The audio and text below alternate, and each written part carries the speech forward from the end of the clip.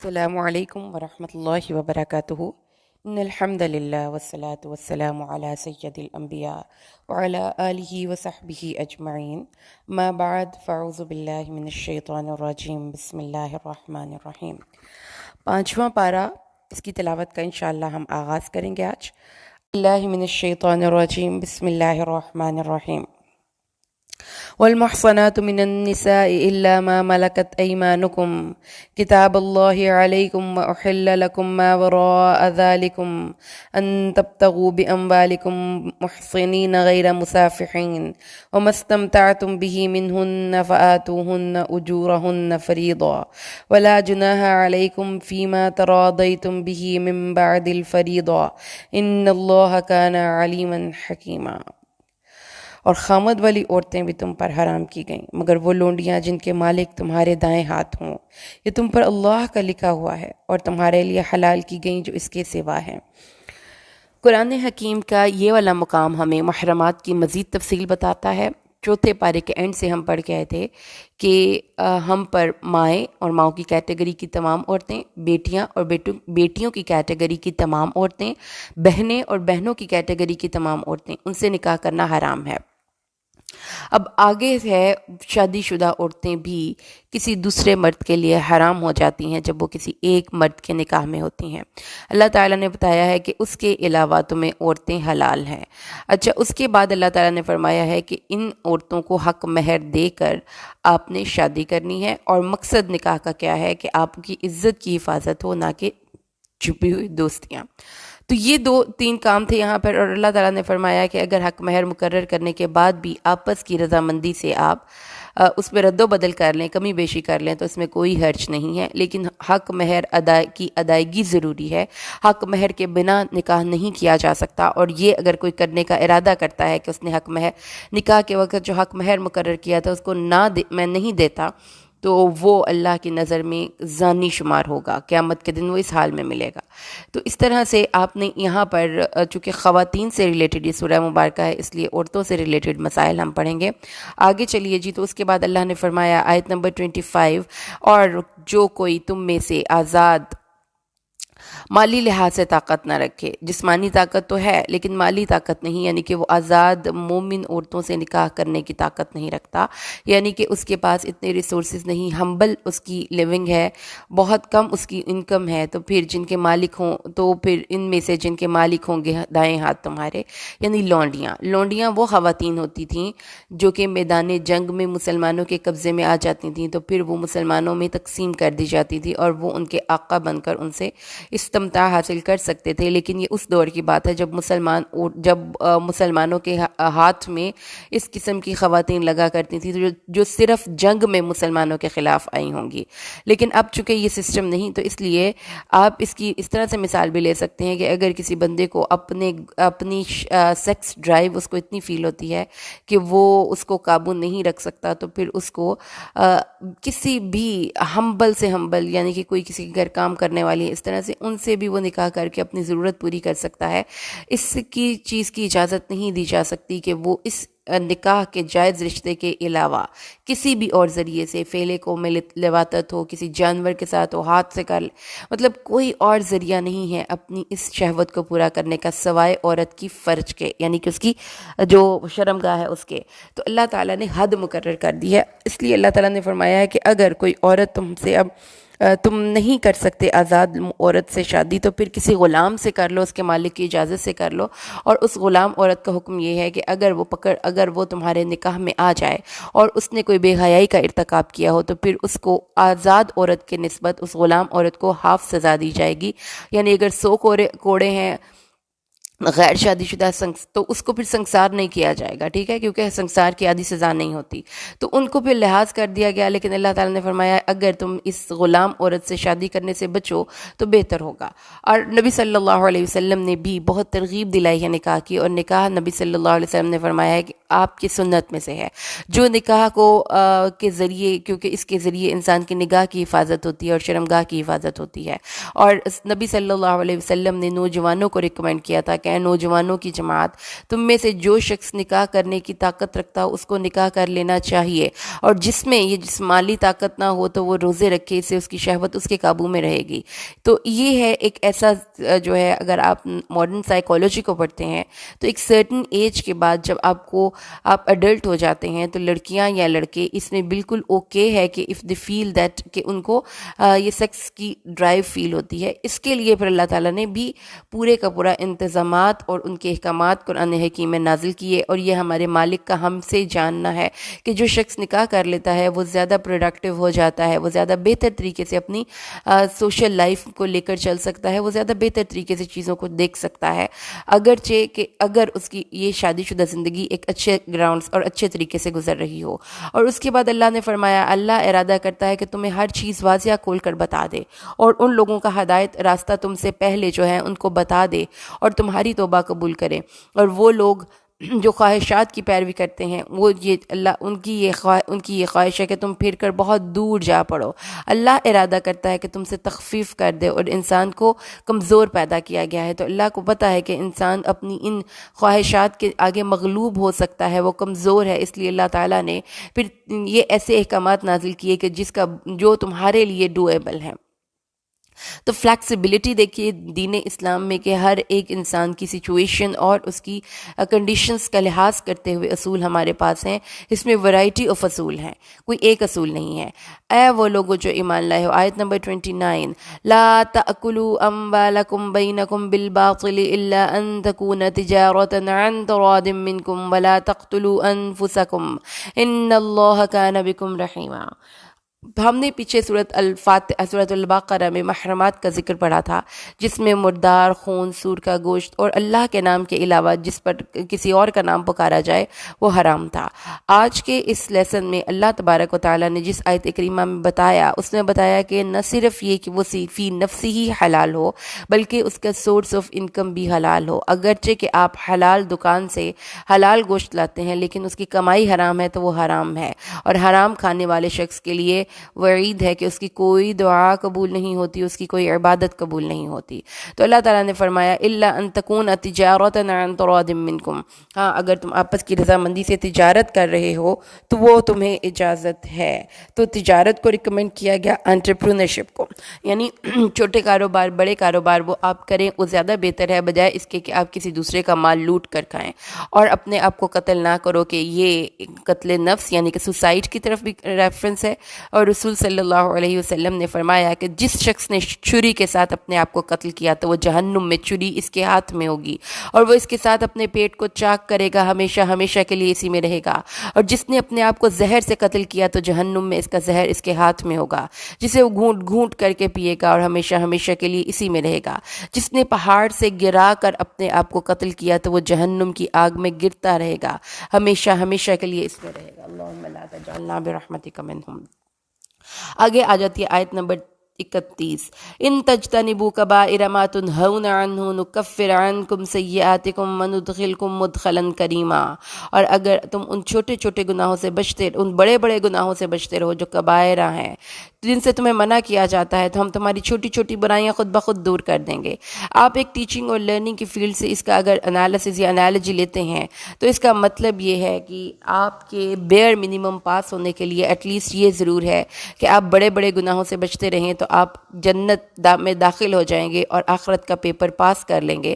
یعنی اگر ایک طالب علم کا پیپر آپ چیک کرتے ہیں اور اس نے 100% ٹھیک نہیں لکھا ہوتا، اس نے 40% بھی ٹھیک لکھا ہوتا ہے، تو ہم اس کو پاس کنسیڈر کر لیتے ہیں۔ تو ان بڑے گناہوں سے بچ جانے سے آپ جنت میں داخلے کے اہل ہو جائیں گے اور پاس کنسیڈر ہو جائیں گے، جس میں سب سے ٹاپ پر گناہ ہے شرک۔ اگر آپ شرک سے اپنے آپ کو بچاتے ہیں، پھر حقوق العباد میں سب سے ٹاپ پہ گناہ ہے والدین کی نافرمانی۔ پھر اس کے بعد اللہ تعالیٰ کے نبی نے فرمایا ہے کسی کو قتل کرنا، اور اس کے بعد پاک دامن عورتوں پر تہمت لگانا، اور اس کے علاوہ یہ بھی بتایا گیا ہے کہ جادو کرنا، جھوٹی گواہی اور جھوٹی قسم دینا۔ تو یہ جو بخاری سے ہم نے پڑھے ہیں یہ وہ کبیرہ گناہ ہیں جن سے اگر ہم بچ جاتے ہیں تو اللہ تعالیٰ جو چھوٹے چھوٹے ہمارے گناہ ہیں، ہماری لغزشیں ہیں، وہ بائی ڈیفالٹ وضو سے یا ویسے آپ جب استغفر اللہ کی تسبیح پڑھتے ہیں یا ویسے آپ جب کسی انسان کو آپ نے فرمایا کہ جب درود شریف آپ پڑھتے ہیں تو آپ کے 10 گناہ مٹتے ہیں، 10 درجات بلند ہوتے ہیں۔ جب آپ مسجد کی طرف جاتے ہیں تو آپ کے ایک ایک قدم پر آپ کا ایک ایک گناہ مٹ جاتا ہے۔ جب آپ وضو کرتے ہیں تو وضو کے قطروں سے آپ کے جو چھوٹے گناہ ہیں وہ جھڑ جاتے ہیں، پھر ایک جمعے سے دوسرے جمعے کے دوران وہ گناہوں کا کفارہ ہو جاتا ہے۔ تو اس طرح سے اللہ تعالیٰ نے بتا دیا کہ یہ چیزیں جو ہیں یہ آپ نے نہیں کرنی، چھوٹے گناہ میں معاف کرتا جاؤں گا، تم نیکیاں کرتے جاؤ گے، لیکن بڑے بڑے گناہوں سے بہرحال تمہیں اپنے آپ کو روکنا ہوگا۔ وَلَا تَتَمَنَّوْا مَا فَضَّلَ اللَّهُ بِهِ بَعْضَكُمْ عَلَى بَعْضٍ سورۃ النساء آیت 32۔ اور اس چیز کی تمنا نہ کرو جس پر اللہ نے بعض کو بعض پر فضیلت دی ہے۔ کیا مطلب ہے کہ مرد کو درجہ بلند دیا گیا تو عورتوں کو بڑا اس چیز پر انہوں نے فیل کیا۔ رسول صلی اللہ علیہ وسلم کے پاس آئیں اور کہنے لگیں کہ ہمیں بھی ام سلمہ نے عرض کیا کہ مرد جہاد کرتے ہیں اور ہم خواتین اس سے محروم ہیں، میراث میں بھی ہمارا حصہ نصف ہے، ایسا کیوں ہے؟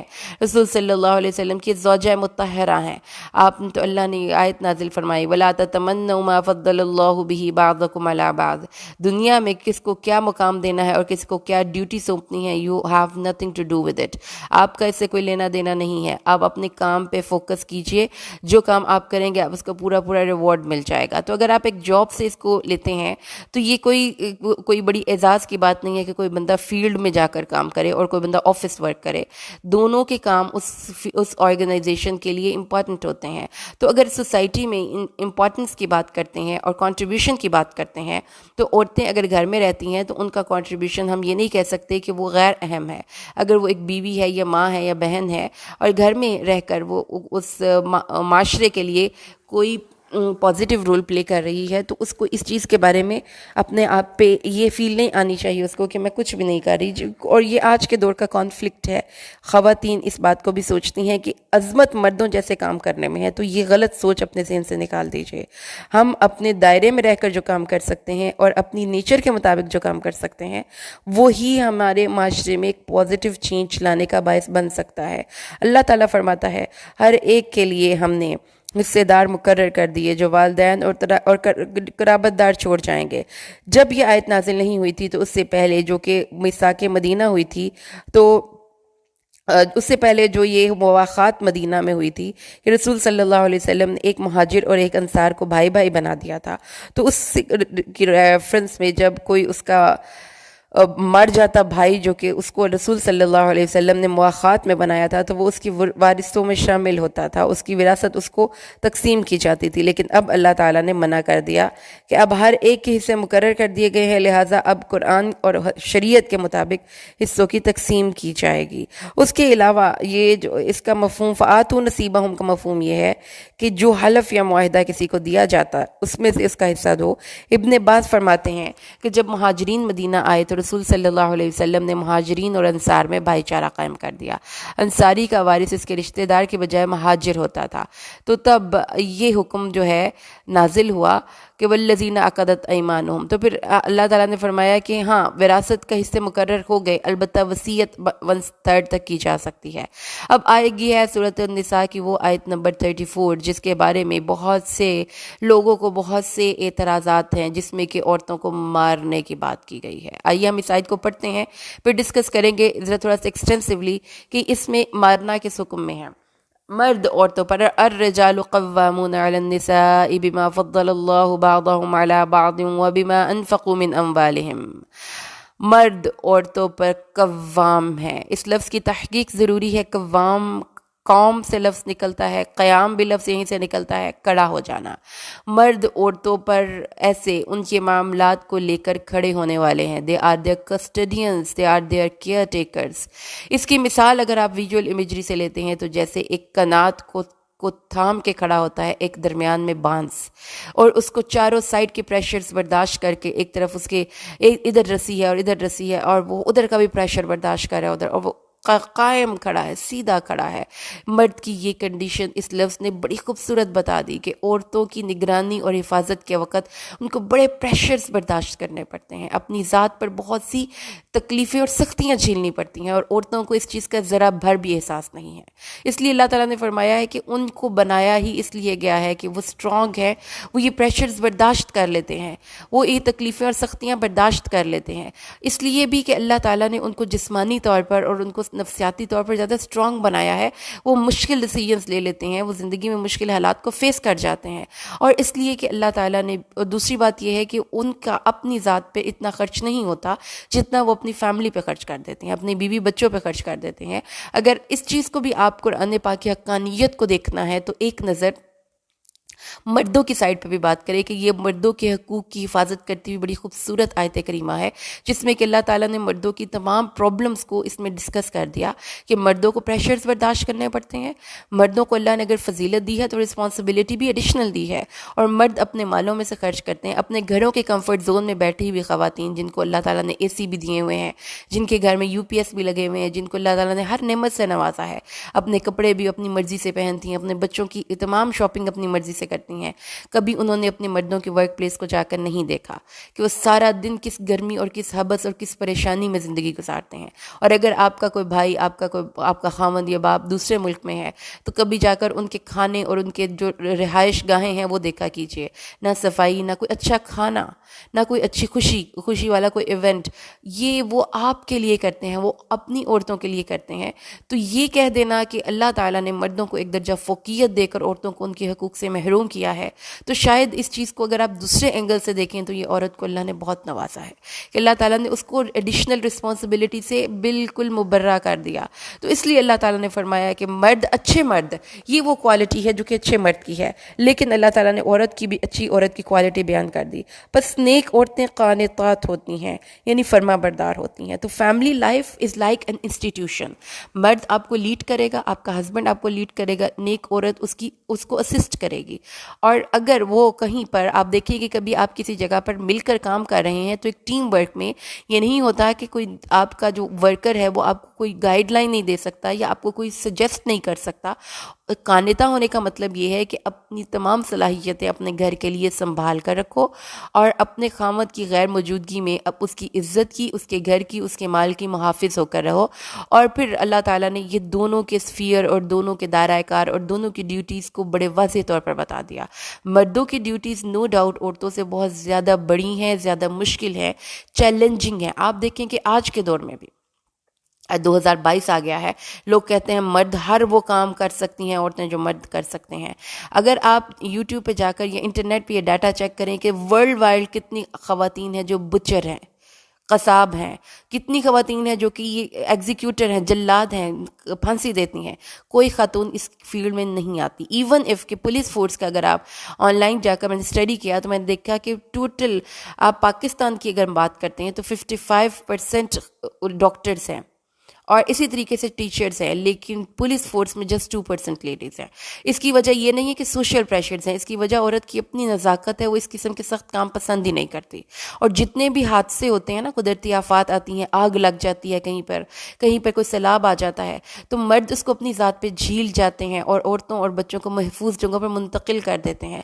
لیکن یہ ہم نہیں، کسی بھی فورم پہ ڈسکس نہیں کیا جاتا۔ ہم نے مرد کو ایک ظالم، جابر، ایک جو ہے جلاد کے طور پر پیٹ کیا ہے، جو کہ قرآن یہ بتاتا ہے نہیں۔ جو ایک ذمہ دار مرد ہوتا ہے وہ بہت احساس کرنے والا ہوتا ہے۔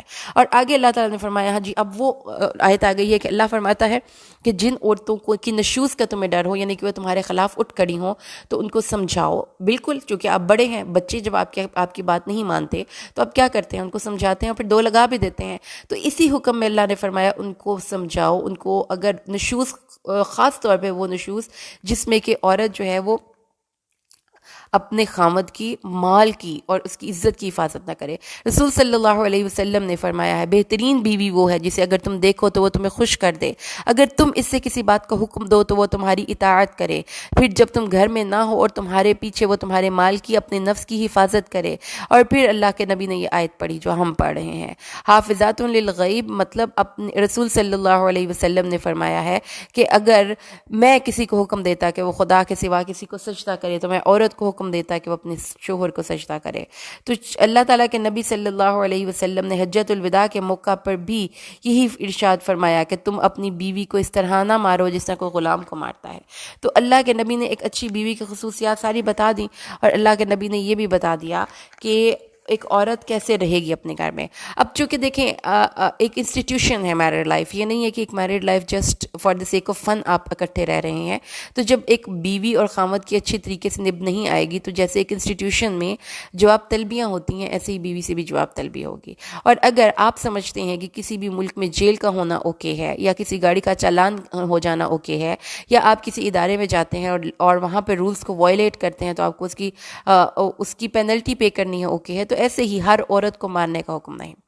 اللہ تعالیٰ نے صرف ان عورتوں کو صرف تادیباً 2 تھپڑ لگانے کا، جیسے آپ بچوں کو مارتے ہیں، حکم دیا ہے جو اپنے خاوند کی بات نہیں مانتی اپنا گھر بچانے کے لیے. لیکن اس آیت کو بنیاد بنا کر اللہ نے کسی مرد کو یہ اجازت نہیں دی کہ عورتوں کو حبس بے جا میں رکھے، ان کو مار مار کر نیل ڈال دے، ان کے بال ان کے نوچ کے توڑ دے، ان کی ہڈیاں توڑ دے، ان کو مار کر آگ لگا دے. ایسا کچھ قرآن نے نہیں کہا. اس لیے اگر کوئی شخص یہ کرتا ہے تو یہ گناہ اس کے کھاتے میں لکھا جائے گا، اور صرف ایک دفعہ اس کو منع کرنے کے لیے اس کو تادیباً زود و کوب کیا جا سکتا ہے، بالکل ایسا ہی جیسے بچے کو ایک تھپڑ لگایا جاتا ہے.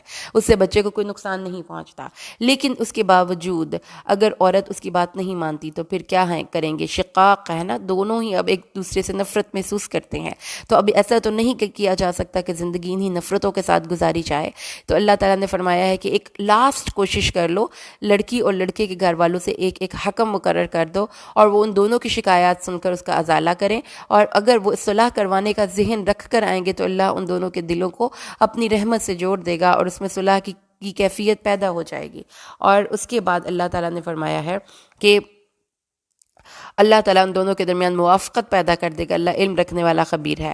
اور اس کے بعد اللہ تعالیٰ نے آیت نمبر 36 میں کچھ سوشل ہیبٹس کا ذکر کیا ہے، اور یہ بتایا ہے کہ how can you be the very very fruitful person in your society. آپ کا وجود بینیفیشل اور خیر کا باعث کیسے ہو سکتا ہے. تو ایک مومن اللہ کی عبادت کرتا ہے کیونکہ اس کے بنا آپ اپنے آپ کو صحیح راستے پر نہیں رکھ سکتے. نیکیاں اپنی سب کی سب انسانوں کے ساتھ جب آپ چل رہے ہوتے ہیں تو اللہ کے لیے کیا کیجئے، اور اللہ کے ساتھ کسی کو شریک نہ ٹھہراؤ، اور والدین کے ساتھ احسان کرو. یعنی کہ یہ ہے ایک سوشل ہیبٹس، آپ نے اپنے ریلیشنز کو کیسے لے کر چلنا ہے. والدین کے ساتھ تو احسان کی روش پہ ہی چلنا ہے، ان کے ساتھ آپ کا جو رویہ ہے وہ حسن سلوک پر مبنی ہونا چاہیے. قرابت دار، یتیم، مسکین، ساتھی اور ہمسائے، اور اس کے بعد آپ کے کلیگز، آپ کے کو ورکرز، سب آپ کے ذات سے ایک اچھا بینیفٹ لے رہے ہوں. تو اس لیے اللہ تعالیٰ نے فرمایا کہ مسکین پر صدقہ صرف صدقہ ہے، رشتہ دار پر صدقہ بھی ہے، اور صلہ رحمی بھی ہے. اور رسول صلی اللہ علیہ وسلم نے فرمایا ہے کہ جو شخص یہ پسند کرتا ہے کہ اس کے لیے اس کا رزق فراخ کیا جائے، تو اس کے نشان قدم یعنی کہ اس کی موت میں تاخیر کی جائے، تو اسے چاہیے کہ وہ اپنے رشتہ داروں کے ساتھ اچھا سلوک کرے. اور قرابت، اور اس کے بعد آپ کے ساتھی، آپ کے کلیگز، آپ کے کو ورکرز، آپ جن کے ساتھ ٹریول کرتے ہیں، وہ سب آپ کے احسان کو ڈیزرو کرتے ہیں، ان کے ساتھ اچھا سلوک کیا کیجیے. اور اپنے غلاموں کے ساتھ بھی، وما ملکت ایمانکم، کیونکہ غلام جو ہوتے ہیں وہ بالکل ہی بے بس ہے. رسول صلی اللہ علیہ وسلم نے اپنی آخری وصیت کرتے ہوئے فرمایا تھا، نماز اور غلام تمہارے ان دونوں کا خیال رکھنا. تو اس لیے انسان کے ماتحت الف جو لوگ ہیں وہ آپ کے گھر، دکان، کارخانے میں ملازم، نوکر. اور رسول صلی اللہ علیہ وسلم نے فرمایا ہے آدمی کو اتنا ہی گناہ کافی ہے کہ وہ ان لوگوں کو ضائع کرے جن کی خوراک کا وہ امین ہے. تو اللہ مختالاً فخورہ کو پسند نہیں کرتا. مختال جو خرچ کرنے سے پہلے متکبر ہو اور خرچ کرنے کے بعد فخر کرے. تو نمود و نمائش کے لیے خرچ نہیں کرنا، اللہ کی رضا کے لیے خرچ کرنا ہے. رسول صلی اللہ علیہ وسلم نے فرمایا، آگے اللہ تعالیٰ فرماتا ہے وہ لوگ جو بخل کرتے ہیں اور لوگوں کو بخل کا حکم دیتے ہیں. تو دیکھیں کہ قرآن کیسی ہماری گرومنگ کر رہا ہے. اللہ کے نبی صلی اللہ علیہ وسلم نے فرمایا ہے کہ بخیل شخص اللہ سے بھی دور ہے اور جنت سے بھی دور. اللہ نے اس آیت کریمہ میں بخل کی مذمت فرمائی ہے، اور فرمایا ہے کہ ایک بخل تو ہے کہ آپ پیسہ نہیں دیتے، ایک بخل یہ ہے کہ اپنا علم چھپا لیتے ہیں. تو علمی بخیل ہونا بھی اللہ کو نہیں پسند، کیونکہ یہ اہل کتاب کی عادت تھی کہ اپنی اچھی دین کی باتوں کو اپنے ساتھ کنیکٹ رکھتے تھے اور کسی کو نہیں دکھاتے تھے. دوسری quality, again we are studying characterization. ہم کیا کر رہے ہیں؟ ہم اہل کتاب کی کیریکٹرائزیشن کر رہے ہیں. our surprisingly characteristics are same. ہمارے اندر بھی وہ برائیاں ہیں، ان کے اندر بھی ہیں. اور وہ لوگ جو خرچ کرتے ہیں اپنے مال لوگوں کو دکھانے کے لیے اور اللہ اور آخرت کے دن پر ایمان نہیں لاتے، اور جس کا شیطان ساتھی ہو تو کیا ہی برا شیطان اس کا ساتھی ہے. بخل کرتے ہیں اور دوسروں کو، اور جب خرچ کرنے کی باری آتی ہے تو دکھاوے کے لیے خرچ کرتے ہیں. اب دیکھیں کہ یہ جو برانڈ کی دوڑ لگی ہوئی ہے، برانڈ کی گاڑیاں، برانڈ کے موبائل فونز، برانڈ کے ڈریسز، یہ کیا ہے؟ آپ کو بھی پتہ ہے اور ہمیں بھی پتہ ہے کہ یہ دکھاوا ہے. ہم دوسرے انسانوں کو دکھانے کے لیے چیزیں خرچ کرتے ہیں. تو ویسے خرچ کرنے کی باری آتی ہے تو دل تنگ پڑتے ہیں. کہاں پہ؟ ان جگہوں پہ جہاں پہ خرچ کرنے سے کسی کی زندگی میں آسانیاں پیدا ہوتی ہیں، کسی کی زندگی میں جو ایک مینٹالٹی ہے نا سخاوت کی، وہ کیا ہے کہ آپ کے پاس جو کچھ ہے وہ دیتے جائیے، سرًا وعلانیتاً، چھپ کر ظاہر. لیکن وہ بندہ کسی کو نہیں دے گا. جب کسی کی زندگی میں آسانی پیدا کرنے کی باری آئے گی تو اسے 100-200 سے زیادہ نکلے گا نہیں. اور جب دکھاوے کی باری آئے گی تو پھر یہ برگر، یہ پیزا پارٹی، جاؤ جی یہ لے آؤ اور وہ لے آؤ. اللہ تعالیٰ فرماتا ہے پتہ ہے کہ اس شخص کی مینٹالٹی سمجھ لیتے ہو؟ شیطان اس کا ساتھی ہے. تو دیکھ لیں اپنی زندگیوں میں کہاں پہ ہے کسی کی زندگی میں آسانیوں والا خرچ. آپ کے پاس اگر زیادہ ہے تو آپ کس کے لیے دکھاوے کے لیے خرچ کر رہے ہیں؟ اپنے بچوں کے دکھاوے کے لیے، ان کے سکولز کی ایجوکیشن پہ، ان کے بیگز میں، ہر چیز میں دکھاوا کر رہے ہیں. یہ ایک لائف سٹائل بن چکا ہوا ہے. آپ اپنا اس پہ انسٹا پہ اور اس پہ اپنی سٹوریز پوسٹ کرتے ہیں. اللہ تعالیٰ نے فرمایا ہے کہ یہ غلط سوچ کو اپنے آپ سے ہٹا لیجئے. اللہ کو سادے لوگ پسند ہیں. تو اپنے آپ کو جو کچھ بھی خرچ کرنا ہے نا، اللہ کو متاثر کرنے کے لیے خرچ کیا کیجئے. اللہ انسانوں پر ایک ذرے برابر بھی ظلم نہیں کرتا. ٹھیک ہے؟ ذرہ، وہ ایک مائکروسکوپک چیز تو خالی آنکھ سے نظر بھی نہیں آتی. اگر نیکی ہوگی تو اس کو بڑھائے گا اور اپنے پاس سے اجر عظیم عطا کرے گا. اور اگر، اس لیے اللہ کو ظالم نہ سمجھیں، ہم خود پہ ظلم کرتے ہیں. اور کیا حال ہوگا جب ہم ہر امت سے رسول لائیں گے اور نبی آپ کو ان سب پر گواہ بنا کر لائیں گے. رسولوں کو جب اللہ پوچھے گا تم نے اپنا پیغام اپنی اپنی قوموں کو پہنچا دیا، تو وہ کہیں گے جی اللہ تعالیٰ پہنچا دیا. اللہ فرمائیں گے کون ہے تمہارا گواہ؟ وہ کہیں گے ہماری گواہ امت محمد ہے. پھر ہم اٹھیں گے اور گواہی دیں گے کیونکہ ہم نے اپنی کتابوں میں یہ پڑھا ہوگا. پھر ہم پر رسول صلی اللہ علیہ وسلم گواہی دیں گے. اور جب اتمام حجت ہو جائے گی تو پھر کیا ہوگا؟ اس دن خواہش کریں گے کافر اور جنہوں نے رسول کی نافرمانی کی ہے، کاش کہ ان کو زمین میں برابر کر کے، زمین میں ملا کر زمین برابر کر دی جاتی، اور وہ اللہ سے کچھ بھی نہ چھپا پائیں گے. اللہ سے کچھ بھی نہ چھپا پائیں گے، کیونکہ قرآن حکیم میں اللہ نے فرمایا ہے کہ وہ اس دن کافر یہ خواہش کرے گا یا لیتنی کنت ترابا. یہ حسرت کا عالم دیکھا ہے؟ کیوں زمین کے اندر گڑ جانے کو دل چاہے گا؟ شرمندگی. تو جتنے نیگیٹو پازیٹیو ایموشنز ہیں پڑھتے جائیے قرآن سے، کہ ایک دن آنے والا ہے کہ شرمندگی سے کافر زمین میں گڑ جانے کی تمنا کریں گے. اللہم لا تجعلنا برحمتک منہم. آیت نمبر 43 اللہ تبارک و تعالیٰ ارشاد فرماتا ہے، اے وہ لوگوں جو ایمان لائے ہو، نماز کے قریب بھی مت جانا کہ تم نشے کی حالت میں ہو، یہاں تک کہ تم جان لو جو تم کہہ رہے ہو، اور نہ ہی جنبی ہو یعنی کہ تمہیں غسل کی حاجت ہو، اور تم راستے میں ہو یہاں تک کہ تم نہا لو. نماز کی سلسلے میں یہ یاد رکھیے کہ کچھ شرطیں ہیں. سب سے پہلی شرط یہ ہے کہ آپ ذہنی طور پر اتنے اپنے آپ کی سوچوں پر آپ کا ایک کنٹرول ہو کہ آپ جان رہے ہوں کہ آپ نماز میں کیا کہہ رہے ہیں، جس سے یہ پتہ چلتا ہے کہ نماز میں ارتکاز توجہ یہ ہماری بہت بگ ٹریننگ ہے. جو آپ کچھ لوگ جو یوگاز کرتے ہیں نا، ان کو بیسیکلی ٹریننگ یہ دی جاتی ہے کہ انہوں نے اپنی دماغ کو ایک نقطے پر مرتکز کرنا ہے اور پھر اپنے آپ کو ٹرینڈ کرنا ہے. مینٹل ٹریننگ اس کو کہتے ہیں. تو بہت سے مینٹل ٹریننگ کی آپ کو کورسز بھی مل جاتے ہیں، ایکسرسائزز بھی لوگ کرتے ہیں. تو ہم مسلمانوں کے لیے مینٹل ٹریننگ کی سب سے بگ ایکسرسائز کیا ہے کہ اپنی توجہ کو ایک نقطے پر مرتکز کریں، اور اس کے لیے پھر آپ کو اپنے مائنڈ سے ہر قسم کی انٹاکسیکنٹس کو نکالنا پڑے گا. تو اس لیے نشہ حرام ہے، کیونکہ انسان کا اپنی سوچوں پر اختیار نہیں رہتا. اور جو حدیث جبرائیل تھی جس میں کہ حضرت جبرائیل نے کہا تھا کہ عبادت یوں کریں کہ آپ گویا کہ اللہ کو دیکھ رہے ہیں، تو اس کا مطلب پھر کیا ہے کہ آپ your full concentration will be focused on one point, اللہ. تو یہ ہے جو نماز کی پہلی شرط ہے. یہ شرط نہیں تو نماز نہیں. اس چیز کو نوٹ کریں کہ غیب کی امور غیبیہ ہم پڑھ رہے ہیں. اس کے بعد جو نظر آنے والی چیزیں ہیں اس میں طہارت ہے. آپ کو غسل کی حاجت ہے، آپ نے نہائے، آپ نے اپنی وائف کے ساتھ اپنا جو ہے اپنا یہ ہم بستری کی، آپ کو نہانے کی حاجت ہے، نہیں ہے پانی تو تیمم کر کے پڑھ لیں. یعنی وہ شرط آپ کی کل عدم کی جا سکتی ہے طہارت والی، لیکن دماغی طور پر جو حاضری ہے، حضوری ہے قلب کی اور دماغ کی، اس شرط کو نہیں نماز میں آپ کل عدم قرار دے سکتے. تو آپ کو یہ ارتکاز توجہ کی پریکٹس کرنی چاہیے نماز میں. اپنی سوچوں میں ہر چیز کو نکال کر صرف اللہ کی ذات پر توجہ مرکوز کریں. اور اس کے جو شان نزول کے بارے میں جو آیات آتی ہیں کہ رسول صلی اللہ علیہ وسلم نے فرمایا کہ نیند اس طرح ہی، نیند کی حالت میں بھی بس بہت زیادہ آپ کو نیند آئی ہوئی، آپ رات لیٹ سوئے، آپ صبح فجر کے وقت اٹھے تو نیند کا غلبہ تھا، نماز نہیں پڑھیں، اور جب تک کہ آپ کو یہ پتہ نہ چلے کہ آپ کی زبان سے نکل کیا رہا ہے.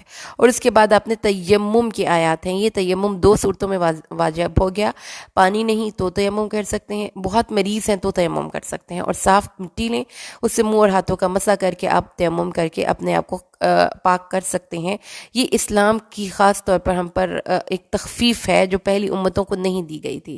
آیت نمبر 44 میں اللہ فرماتا ہے، کیا نہ دیکھا تو نے ان لوگوں کو جن کو کتاب سے حصہ دیا گیا تھا، یعنی پھر وہ اہل کتاب جو گمراہی کو خریدتے ہیں، اور ان کی چاہت یہ ہے کہ تم بھی راستے سے بھٹک جاؤ، اور اللہ تمہارے دشمنوں کو جانتا ہے، اور اللہ کافی ہے دوست اور کافی ہے مددگار. من الذین ہادوا یحرفون الکلم عن مواضعہ، کلموں یعنی کہ باتوں کو، کلام کو اس کی جگہ سے بدلتے تھے، اور وہ یہ کہتے تھے ہم نے سنا اور ہم نے نافرمانی کی.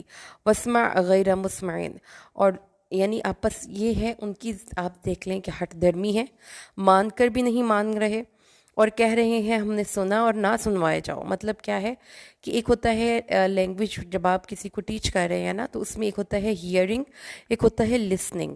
Hearing you just hear different sounds and you don't comprehend, لیکن listening میں you put it in your action. اب وہ لسن نہیں کر رہے، وہ صرف ہیئر کر رہے ہیں. تو ایسے لوگ جو اپنی زندگی میں اس قسم کے ایٹیٹیوڈ کے ساتھ آگے بڑھتے ہیں وہ کبھی بھی کامیاب نہیں ہوتے، کیونکہ ان کی اپنی ذاتی عادتیں ان کو ڈسکوالیفائی کر دیتی ہیں کسی بڑے مقام کے لیے. اور رائینہ کہتے تھے، رائینہ کہہ کے اپنی زبانوں کو موڑ کر دین میں طعنہ کرتے تھے. تو دیکھیے کہ بری عادتوں کی ایک پوری لسٹ ہمیں مل گئی. طعن و تشنی کرنے والے لوگ، سن کر بھی ماننے والے نہ لوگ، عمل میں نہ لانے والے لوگ، اور باتوں کو ان کی جگہوں سے بدل ڈالنے والے لوگ. اور اللہ تعالیٰ نے پھر اس کو ریکمینڈ کیا ہے، اگر وہ کہتے ہم نے سن لیا اور اطاعت کی اور سن اور ہماری طرف دیکھ، ان کے لیے زیادہ بہتر اور زیادہ سیدھا ہوتا، لیکن اللہ نے ان کے کفر کے سبب ان کو لعنت کر دی ہے. اس لیے اوتوا الکتاب، اے اہل کتاب، اب تم لوگوں کو اگر کامیابی چاہیے، دیکھیں قرآن میں کامیابی کا معیار یہ نہیں جو ہم اپنی خالی آنکھوں سے دیکھتے ہیں کہ اس نے بہت ترقی حاصل کر لی، کہ بڑی اچھی جاب اور نوکری مل گئی تو وہ کامیاب ہے.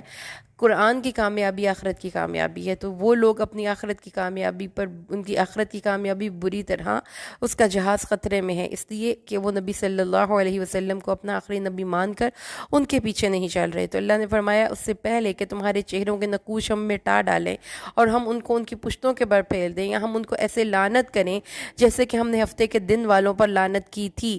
جیسے یہ بات آپ کو بھی سمجھ لینی چاہیے کہ چہروں کے نقوش کا مٹ جانا دراصل آپ کی پہچان کا ختم ہو جانا ہے. جس بھی قوم نے یہ حرکتیں کی کہ نہ مانے، نہ انہوں نے بات کو اس کو نہ سنا، نہ دھیان سے عمل کرنے کی ٹھانی، نہ ان کی گفتگو، نہ ان کا رویہ، نہ ان کا اخلاق، نہ ان کا کردار کتاب کے مطابق تھا، وہ صرف ظاہرداری کو ہی ایمان سمجھتے رہے، تو اس قوم کا چہرہ مہرہ کوئی نہیں رہتا. اس قوم میں ایسا کوئی بندہ پیدا نہیں ہوتا جو اس قوم کی پہچان بن سکے. ان کے چہرے سپاٹ ہو جاتے ہیں، جیسا کہ in the word of T S Eliot, we are the hollow men, we are the stuffed men, ہم اندر سے خالی اور کھوکھلے لوگ. اللہ تعالیٰ نے فرمایا یہ ہے جو اللہ کا کام ہونے والا ہے. آگے ایک بہت ہی اصول کی بات ہے، قرآن حکیم انسانی زندگی کے گزارنے کے اصول بتاتا ہے. اللہ اس بات کو نہیں بخشتا کہ اس کے ساتھ کسی کو شریک ٹھہرایا جائے، اور اس کے علاوہ جس کے لیے چاہتا ہے یہ تمام گناہ بخش دیتا ہے. اور جو اللہ کے ساتھ شرک کرتا ہے تو اس نے اللہ پر بہت بڑا بہتان باندھا. شرک کے بارے میں اگر ہم بہت زیادہ آپ یہ دیکھتے ہیں کہ طہارت کے مسائل کیا ہیں اور وضو کیسے خراب ہو جاتا ہے اور نماز کیسے پڑھی جاتی ہے، تو سب سے پہلے قرآن سے شرک کے عقائد کے بارے میں جانکاری لیجئے، اس کے بارے میں ریسرچ کیجئے، ان احادیث کو پڑھیے جس میں کہ شرک کے بارے میں لکھا ہوا ہے، کیونکہ یہ ایسی گناہ ہے، کبیرہ گناہ ہے کہ اگر یہ ہوا تو کوئی عمل بھی ہمارا اللہ کے نظر میں قبول نہیں ہوگا۔ اس لیے اس پر ٹائم لگائیں اور اس کے بارے میں فکر کریں کہ جو مشرک ہے وہ اس کے سارے اعمال ضائع ہو جاتے ہیں۔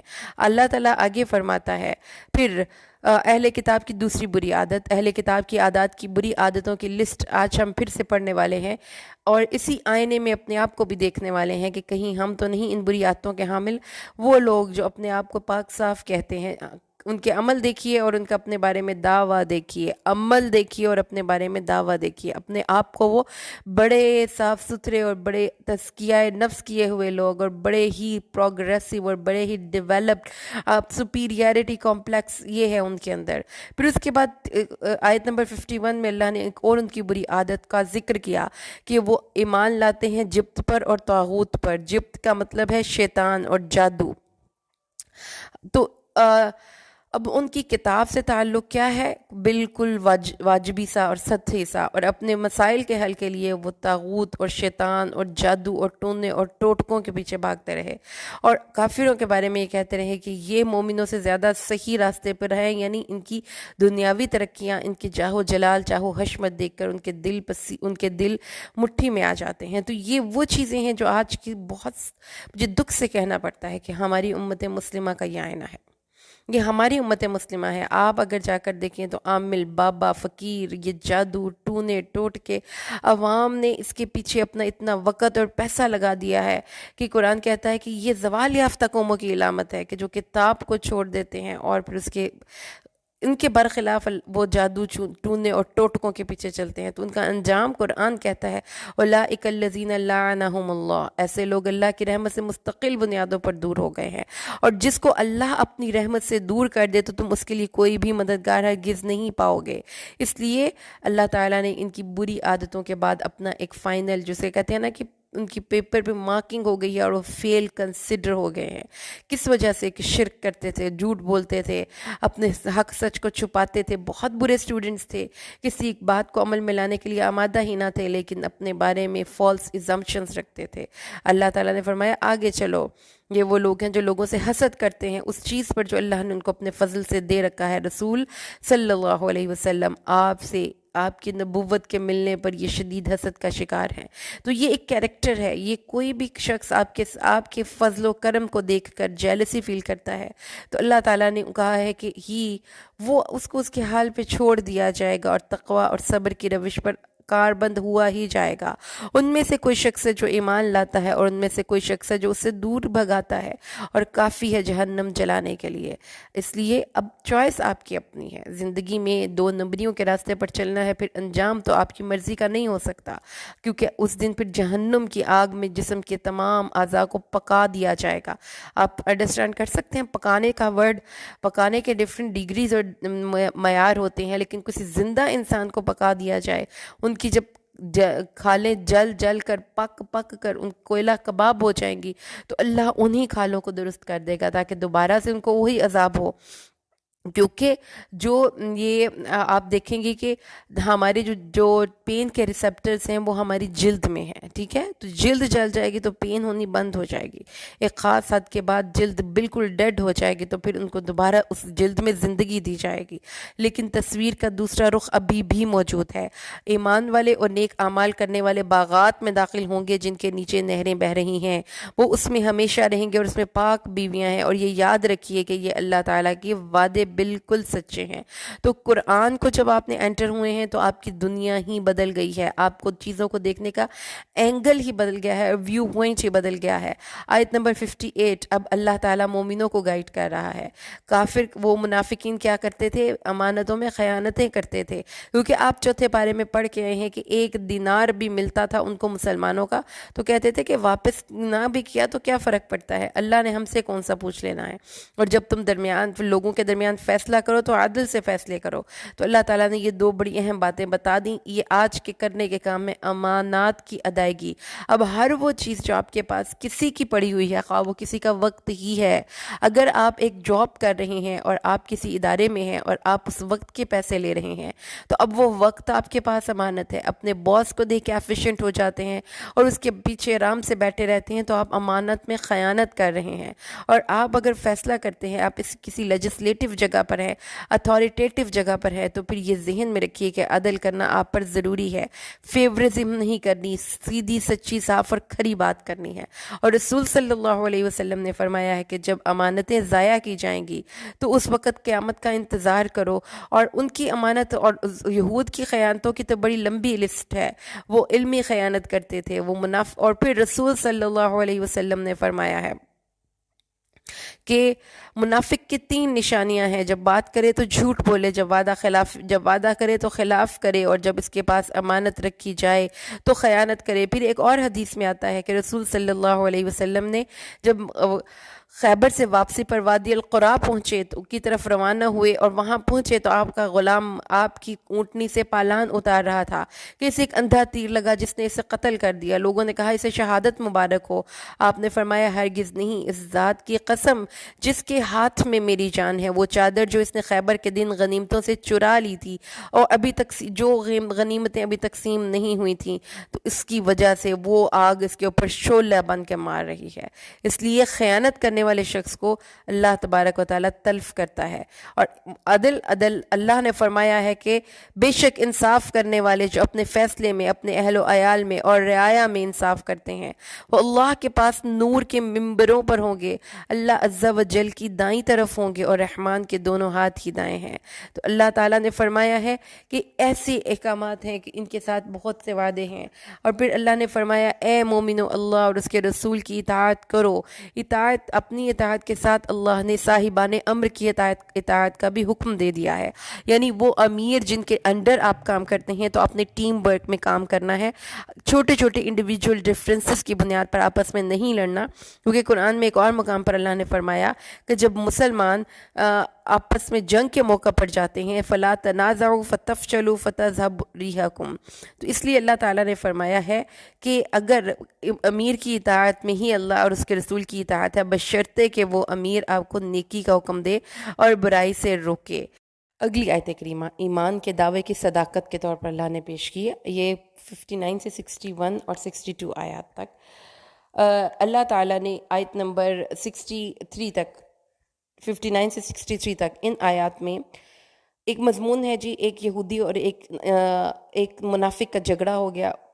یہودی حق پر تھا، چاہتا تھا کہ مقدمے کا فیصلہ رسول صلی اللہ علیہ وسلم سے کروائے، لیکن منافق اس کو کسی اور یعنی کہ یہودی سے کروانا چاہتا تھا۔ یہ ہو گیا کہ منافق وہ گیا، لیکن یہودی کے اصرار پر فیصلہ نبی صلی اللہ علیہ وسلم کے پاس آیا۔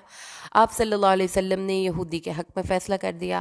اب وہ منافق کہنے لگا کہ چلو ایک دفعہ ابو بکر حضرت عمر کے پاس بھی جا کے فیصلہ کروا لے۔ تو حضرت عمر کے پاس جب وہ گیا تو یہودی نے بتا دیا کہ آلریڈی رسول صلی اللہ علیہ وسلم نے فیصلہ میرے حق میں کیا ہے۔ تو آپ صلی اللہ علیہ تو حضرت عمر فاروق اندر گئے اور جا کر اس کی گردن اڑا دی۔ اور پھر جب اس مقدمے کا فیصلہ پھر وہ دوبارہ نبی صلی اللہ علیہ وسلم کے پاس لایا گیا، تو اس وقت پھر انہوں نے قسمیں کھا کر کہا کہ ہمارے بھائی کا ارادہ تو آپ کی نافرمانی کرنے کا نہیں تھا، اور انہوں نے کہا کہ ہمیں حضرت عمر سے قصاص دلوایا جائے، تو اس کا قصاص بھی نہیں دیا گیا۔ یہ اللہ تعالیٰ نے اس واقعے کے ریفرنس میں آیات نازل کی ہیں۔ تو یاد رکھیے کہ رسول صلی اللہ علیہ وسلم کی اطاعت ہی ان کی محبت ہے، آپ کی پیروی ہی ان کی محبت ہے۔ ان کی محبت کا تقاضا یہ ہے کہ جہاں پہ رسول صلی اللہ علیہ وسلم کا حکم آ جائے وہاں پر پھر کوئی چونکے چنانچے کیوں کہ نہیں ہوگا۔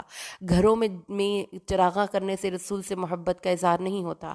اللہ نے دیکھنا ہے آپ کے معاملات، آپ کی زندگی گزارنے کے طریقے کتنے کو وہ رسول صلی اللہ علیہ وسلم کی سنت کے مطابق ہیں۔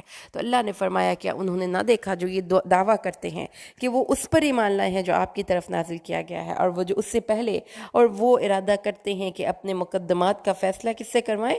رسول صلی اللہ علیہ وسلم کے علاوہ کسی اور سے کروائیں۔ اگر کہیں پہ آپ سیشن کورٹ میں اپنا مقدمہ دائر کرتے ہیں اور اس کے بعد آپ ہائی کورٹ میں جا سکتے ہیں، ہائی کورٹ سے آپ آگے سپریم کورٹ میں جا سکتے ہیں، لیکن رسول صلی اللہ علیہ وسلم امت مسلمہ کی سپریم کورٹ ہیں، ان کے فیصلوں کے بعد کسی اور جگہ پر اپیل نہیں کی جا سکتی۔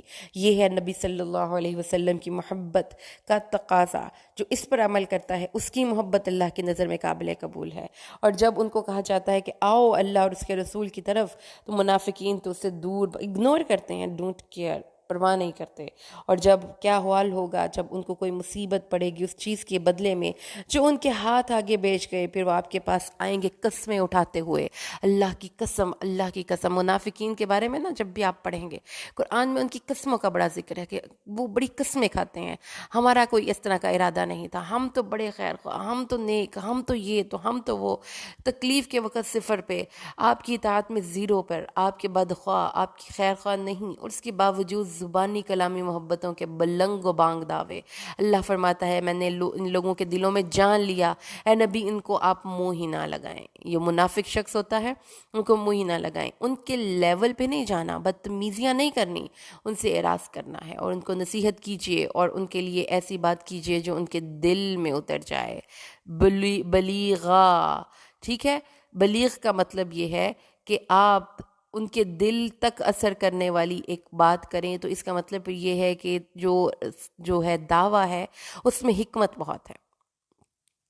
اور نہیں بھیجا ہم نے کوئی رسول مگر اس لیے کہ اس کی اللہ کے حکم سے اطاعت کی جائے۔ تو رسول کی آمد کا مقصد بالکل واضح ہو کر ہمارے سامنے آ گیا، نکھر کر اور نتھر کر سامنے آ گیا کہ رسول کی محبت کا تقاضا اس کی بات ماننا ہے، دل کی خوشی سے۔ طاعت، یہ اطاعت کا لفظ طا حمزہ طا واو اور عین سے نکلتا ہے، جس کا مطلب ہوتا ہے دل کی خوشی سے، دل کی خوشی سے ماننا۔ اور اللہ نے فرمایا اور اگر جب وہ ظلم کرتے اپنے اوپر اور آپ کے پاس آتے اور اللہ سے استغفار مانگتے اور اللہ کے رسول ان کے لیے استغفار کرتے، تو اللہ کو بہت مہربان اور بہت بہت رحم کرنے والا پاتے۔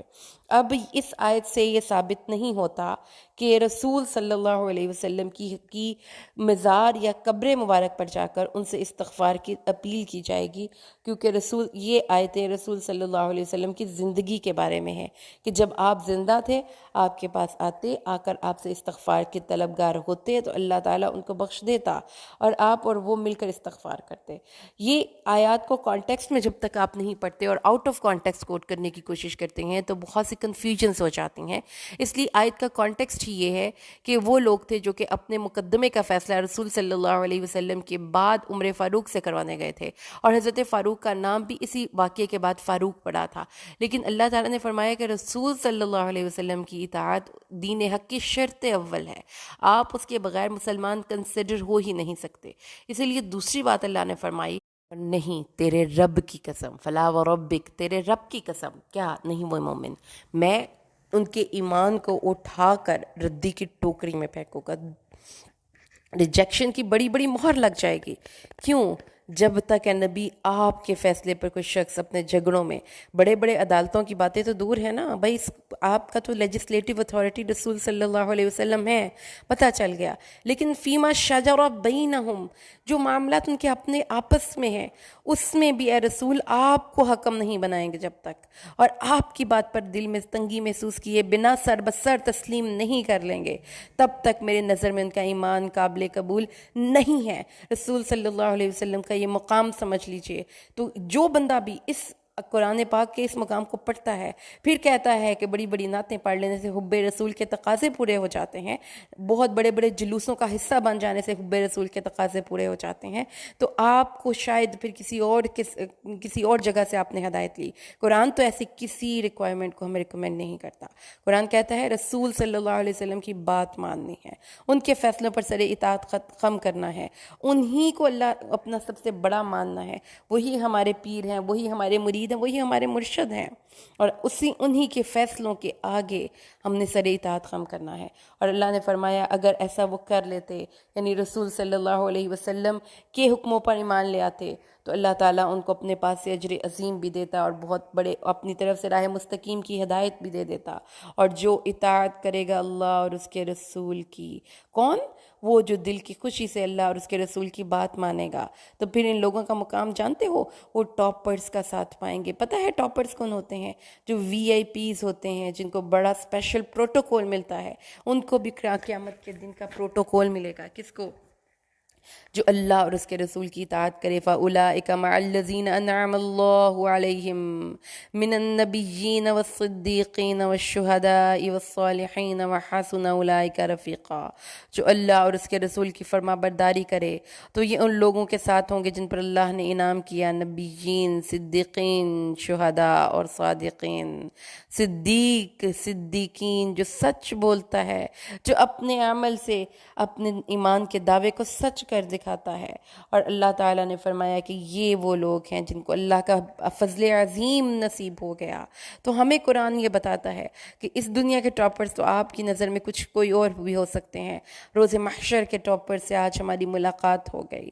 نبی جو سیلف لیس لوگ ہیں, جو امر بالمعروف و نہی عن المنکر کرنے والے لوگ ہیں. صدیق اپنے عمل سے اپنے عقیدے کی سچائی کو واضح کرنے والے لوگ ہیں. شہید اور صالح ہر طرح کے اصلاح کرنے والے. خوبصورت, یہ سارے لوگوں کے ایک لائف سٹائل ہیں, سوچنے کے انداز ہیں. آپ اپنی زندگیاں اپنے آپ کو اندر سے بدلیے کہ ہماری عادتیں ہمارے ساتھ تو ضرور ہی جائیں گی. اللہ تعالیٰ نے آگے یہ بات آیت 71 میں پھر بتا دیا کہ جہاد اور قتال کے حوالے سے کچھ مسلمانوں کو گائیڈ کیا. اللہ تعالیٰ نے فرمایا کہ اپنے اپنے بچاؤ کا سامان پکڑو, پھر دستوں کی صورت میں نکلو یا اکٹھے ہو کر نکلو. اب جہاد کا حکم سب سے مشکل حکم ہے. اللہ کے راستے میں نکلنے کے لیے you have to put your mind, you have to put your heart and civil.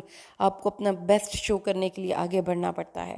تو اس لیے اللہ تعالیٰ نے فرمایا ہے کہ اب جب کام کی باری آتی ہے, ٹیم ورک کی باری آتی ہے, آگے بڑھنے کی بات آتی ہے, آئیے اپنے ارد گرد دیکھ لیں کون کون سے موقعوں پر ہم سب نے ٹیم ورک کیا. تو آپ کو دیکھا ہوگا کہ تم میں سے کوئی شخص دیر لگاتا ہے, کام کی باری آئی تو بیٹھ گئے سائڈ پہ ہو کے, اے میرے تو سر میں درد ہے, میں تو چائے پی رہی ہوں, میں تو کھانا کھا رہی ہوں, میں تو نماز پڑھنے جا رہی ہوں. جان بوجھ کے دیر لگاتا ہے. اور پھر اس کے بعد جب آپ نکل جاتے ہیں تو وہ کہتے ہیں کہ چلو میں تو آنے ہی والا تھا, بس وہ تھوڑا سا لیٹ ہو گیا نا. اور جب آپ کو کوئی مصیبت پڑتی ہے, وہاں پر پہنچتے ہیں, فیلڈ میں جاتے ہیں, کوئی پریشانی, کوئی سر درد, کوئی دشمنوں سے مٹ بھیڑ, تو آپ نے دل میں بڑا خوش ہوتے ہیں, شکر ہے میں تو گھر میں ہی رہ گیا. اور اگر تمہیں کوئی فضل مل جاتا ہے, کوئی بڑی نعمت مل جاتی ہے, تو پھر اس وقت دل میں بڑے پچھتاتے ہیں, کاش کہ میں ان کے ساتھ ہوتا تو بڑا کامیابی پا لیتا. تو اللہ نے فرمایا ہے کہ اپنی یہ نہیں ہو سکتا. پیاری بہنوں, زندگی میں ایفرٹس پٹ کیے بنا آپ کچھ حاصل نہیں کر سکتے. اس لیے اللہ تعالیٰ نے فرمایا ہے کہ فی سبیل اللہ لوگوں کو لڑنا ہی پڑے گا. کیوں؟ وہ بہت سے لوگ ہیں جو آپ کو آپ کی بات, اچھی بات صرف کہنے سے نہیں مانتے, ان کو ڈنڈے کے زور پر منوانا پڑتا ہے. تو اس لیے جو لوگ جنہوں نے دنیا کی زندگی کو آخرت کے بدلے میں خرید لیا ہے, ان سے پھر لڑنا بنتا ہے. کیونکہ جو اللہ کے راستے میں قتال کرتا ہے, قتل کر دیا جاتا ہے یا مغلوب ہو جاتا ہے, تو اللہ اس کو اجر عظیم سے نوازتے ہیں. اور پھر اللہ نے فرمایا اور تمہیں کیا ہے, وجوب جہاد ہے. ٹھیک ہے, سمجھ لیجئے. سب سے پہلے اللہ تعالیٰ نے فرمایا کہ جہاد کے بارے میں جب آپ جانے لگتے ہیں تو منافقین, جو آپ کے منافق کون شخص ہے؟ جو آپ سے زبانی کلامی تو محبت کا بڑا اظہار کرے, لیکن تکلیف کے وقت سب سے آخر میں جا کے کھڑا ہو جائے اور بہانے بنا کر آپ کا ساتھ دینے سے رک جائے. اور اس کے بعد اللہ تعالیٰ نے فرمایا کہ لڑائی کریں. وہ لوگ نمبر 1 جنہوں نے دنیا کی زندگی کو آخرت کے بدلے میں خرید لیا. اب یہ بڑی وسیع ٹرمینالوجی ہے, کس نے دنیا کی زندگی کو آخرت کے بدلے میں خرید لیا. اس کے بارے میں اگر آپ دیکھیں تو جن کی مطمع نظر دنیا ہے, پھر وہ بائی ہوک اور بائی کروک اپنے پرپس کو حاصل کرنے کی کوشش کرتے ہیں, دوسروں پر ظلم کرتے ہیں. تو اللہ تعالیٰ نے فرمایا کہ ظالموں سے لڑنا ہے, وہ جنہوں نے دنیا میں فساد برپا کیا ہوا ہے. اور اللہ نے فرمایا کہ جو اللہ کے راستے میں قتال کرے گا, یا مارا جائے گا یا مغلوب ہو جائے گا. دو ہی کام ہے نا, یا تو وہ غالب ہو جائے گا یا پھر اس کو مار دیا جائے گا. تو یعنی کہ ہر 2 صورتوں میں اللہ کے راستے میں قتال مومنوں کے لیے فائدہ مند ہی ہے. اس لیے اس کا فائدہ دیکھو اور نکل کھڑے ہو.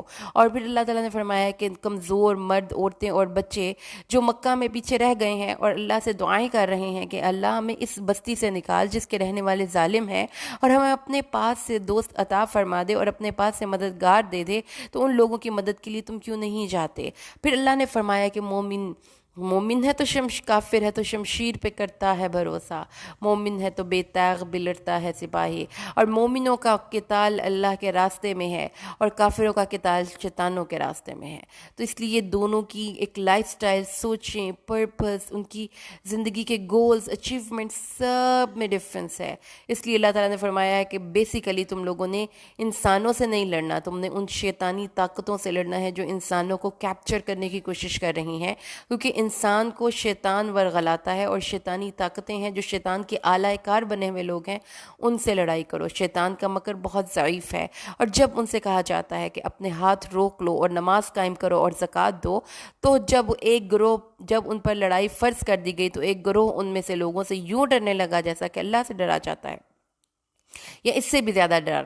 یعنی کہ اللہ تعالیٰ نے بتا دیا کہ کافروں سے کہا گیا کہ اپنے ہاتھوں کو روک لو اور نماز قائم کرو۔ تو جب مسلمانوں کے گروہ پر یہ لڑائی فرض کر دی گئی تو جو منافق لوگ تھے وہ لوگوں سے خوف زدہ ہونے لگے۔ اب دیکھیں کہ ہم اگر اپنے ٹی وی کے آج ٹاک شوز میں دیکھتی ہوں نا، تو اس میں بہت سے ایسے اینکرز مجھے ملتے ہیں جو بہت سے غیر مسلموں کی طاقت سے، ان کی آرمی سے، ان کی کیلکولیشن سے، ان کے نمبروں سے بڑے مروب ہوتے ہیں، اور پھر خوف زدہ ہوتے ہیں کہ ہم ان سے مقابلہ نہیں کر سکتے، چونکہ جو ایک بیسک چیز مسنگ ہے ان کے عقیدے میں، توکل علی اللہ، تو اس لیے وہ خود بھی ڈرتے ہیں اور لوگوں کو بھی ڈراتے ہیں، اور دل میں سوچتے ہیں کہ یہ کیا مصیبت ہے، قالوا رب، اے ہمارے پروردگار، یہ لڑائی کیوں ہم پر فرض کر دی گئی، ہمیں تو اپنے گھروں میں مزید مزے سے زندگیاں گزارنی تھی، اب اپریہنشنز ہیں، جنگ کے خطرے ہیں۔ تو اللہ نے فرما دیا کہ دنیا کا فائدہ قلیل ہے اور آخرت بہتر ہے، اس لیے تم نے جہاں کہیں بھی تم ہوگے، حتیٰ کہ تم بڑے بڑے برجوں میں ہوگے تو تمہیں موت آ جائے گی، تو اس لیے پھر موت سے کیا گھبرانا، جب میدان جنگ میں جانے کا سب سے بڑا، سکندی کترانے کا سب سے بڑا کیا وجہ ہے کہ آپ کو اپنی جان کے لالے پڑ جاتے ہیں، آپ کہتے ہیں ہم مر ہی نہ کہیں جائیں۔ تو اللہ نے فرمایا جہاں کہیں بھی تم ہوگے تمہیں موت نے تو آ لینا ہے، اگرچہ کہ تم بڑے بڑے برجوں میں قید ہو، اور اگر تمہیں کوئی اچھائی پہنچے تو یہ کہتے ہیں یہ اللہ کے پاس سے ہے، ٹھیک ہے، آپ کو تو ماننا ہی نہیں نا، آپ کی اچھائی کو کسی بندے نے ماننا ہی نہیں۔ ایسے لوگ بھی ہوتے ہیں جو جن کے لیے آپ ہیں ہی نہیں وہاں پہ موجود، تو اگر کوئی اچھائی آپ کی برکت کے طفیل اے نبی ان کی کمیونٹی میں آتی ہیں تو کہتے ہیں ہاں جی اللہ تعالیٰ ہی ہے جو مہربان ہے، وہی سب کو عطا کرتا ہے، لیکن اگر کوئی برائی پہنچتی ہے تو اے نبی آپ سے اس کو منسوب کر کے کہتے ہیں اے نبی کہہ دیجئے کہ ہر ایک اللہ کے پاس سے ہے۔ تو اس قوم کو کیا ہوا ہے کہ بات ہی نہیں سمجھتے، کوئی بھی اچھائی، یہ ایک بڑی امپورٹنٹ بات ہے، اچھائی اللہ کی عطا ہوتی ہے اور برائی ہمارے نفسوں کی گناہوں کا وبال ہوتی ہے۔ اس لیے جب کبھی کوئی گناہ آپ سے سرزد ہو جائے تو اس کے نتیجے کے طور پر آپ کی زندگی میں لازمی کوئی پریشانیاں آئیں گی۔ جیسا کہ کوئی شادی کا فنکشن آپ سٹارٹ ہے، شادی ہو رہی ہے ایک کپل کی، اور اپنی زندگی کا آغاز ہی وہ بے برکت عادتوں سے کرتا ہے، ایک غلط طریقے سے کرتا ہے، تو ان کی زندگیوں میں برکت اللہ کی طرف سے نہیں آئے گی۔ اور اللہ نے فرمایا، اللہ نے لوگوں کو اور آپ کو تمام انسانوں کے لیے رسول بنا کر بھیجا، اور اللہ کافی ہے گواہ۔ اور اللہ فرماتا ہے جس نے رسول کی اطاعت کی اس نے اللہ کی اطاعت کی۔ تو یہ ہے مقام ہمارے نبی صلی اللہ علیہ وسلم کا، رسول صلی اللہ علیہ وسلم کی اطاعت اللہ کی اطاعت ہے۔ اللہ اپنی پسند ناپسند، اپنی جو اس کو پسند ہے اور جو ناپسند ہے، اپنا ایک میسج رسول صلی اللہ علیہ وسلم کے تھرو کمیونیکیٹ کرتا ہے۔ اس لیے جب کوئی رسول صلی اللہ علیہ وسلم کا پیغام کا مقصد صرف پیغام پہنچا دینا ہے، اس کے بعد اگر کوئی آپ کی بات نہیں مانتا تو اے نبی ہم نے آپ کو ان پر کوئی نگرانی کرنے کے لیے نہیں بھیجا۔ تو یہی ایک اصول کی بات ہے کہ آپ نے اگر کسی سے کام لینا ہے تو جو ڈیوٹی اس کو سونپی گئی ہے اس نے پوری ادا کر دی، اب ریزلٹس اس کے ہاتھ میں نہیں ہیں۔ اس لیے رسول صلی اللہ علیہ وسلم کو اللہ تعالیٰ نے اس شریعت محمدیہ میں ایک بڑا اونچا مقام دیا ہے کہ رسول کی اطاعت اللہ کی اطاعت ہے، اور وہ یقولون طاعت، اور جو کہتے ہیں کہ ہاں ہم اطاعت کریں گے، ٹھیک ہے۔ اب اس میں بھی آپ دیکھیں اپنی نیشن کی اس میں ڈائلاگس ایڈ کریں، آپ کہیں گے کہ آپ نے کوئی اسائنمنٹ ٹاسک دیا، کسی کو آپ نے کہا کہ آپ نے کہا جی جی ضرور بالکل ہم ایسے ہی کریں گے، آپ حکم کریں جناب، ہم آپ کے حکموں کے آگے سرے اطاعت، بالکل ایسا ہی ہوگا، جی جی بالکل ٹھیک کہہ رہے ہیں آپ۔ لیکن جب وہ آپ کے پاس سے نکلتے ہیں تو رات کے وقت ایک گروہ آپس میں اس بات کے خلاف مشورے کرتا ہے جو آپ نے کہی تھی، یعنی کہ اب اس سے کیسے جان چھڑائی جائے، اور رات کا ٹائم بتاتا ہے کہ مسٹری مصری ہے، اصرار ہے اور بزدلی ہے، وہ اپنے اس کام کو چھپانا چاہتے ہیں، تو اے نبی ان کو منہ ہی نہ لگائیں۔ آپ نے کوئی کام کہا، انہوں نے نہیں کیا، ان کی جواب طلبی نہیں کرنی، ان سے پوچھنا بھی نہیں، ان کو اگنور کریں as they are non existent, اور اللہ پر بھروسہ کریں، کوئی اور اللہ ذریعہ آپ کے لیے اس کام کو کمپلیٹ کرنے کا کر دے گا۔ تو وَإِذَا عَزَمْتَ فَتَوَكَّلْ عَلَى اللَّهِ فَأَعْرِضْ عَنْهُمْ وَتَوَكَّلْ عَلَى اللَّهِ۔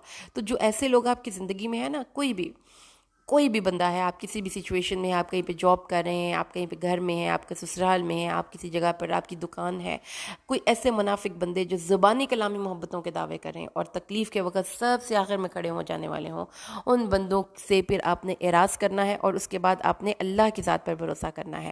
اور آگے اللہ تعالیٰ فرماتا ہے 82 قرآن کی حقانیت، کیا وہ قرآن میں غور و فکر نہیں کرتے؟ اگر یہ اللہ کے علاوہ کسی اور کے پاس سے بات ہوتا تو اس میں بہت سا اختلاف پاتے، اس لیے اللہ تعالیٰ نے فرما دیا کہ یہ قرآن امور غیبیہ پر مشتمل ہے، اپنی فصاحت و بلاغت کے اعتبار سے ہر نبی کی ایک معجزہ تھا، اور قرآن نبی صلی اللہ علیہ وسلم کی نبوت کی دلیل ہے۔ یہ قرآن آپ کی صدق نبوت کی دلیل ہے، اپنی فصاحت و بلاغت، امور غیبیہ کے اعتبار سے، اور ہر قسم کے نقائص اور اختلافات سے پاک اور مبرہ ہونے کی وجہ سے۔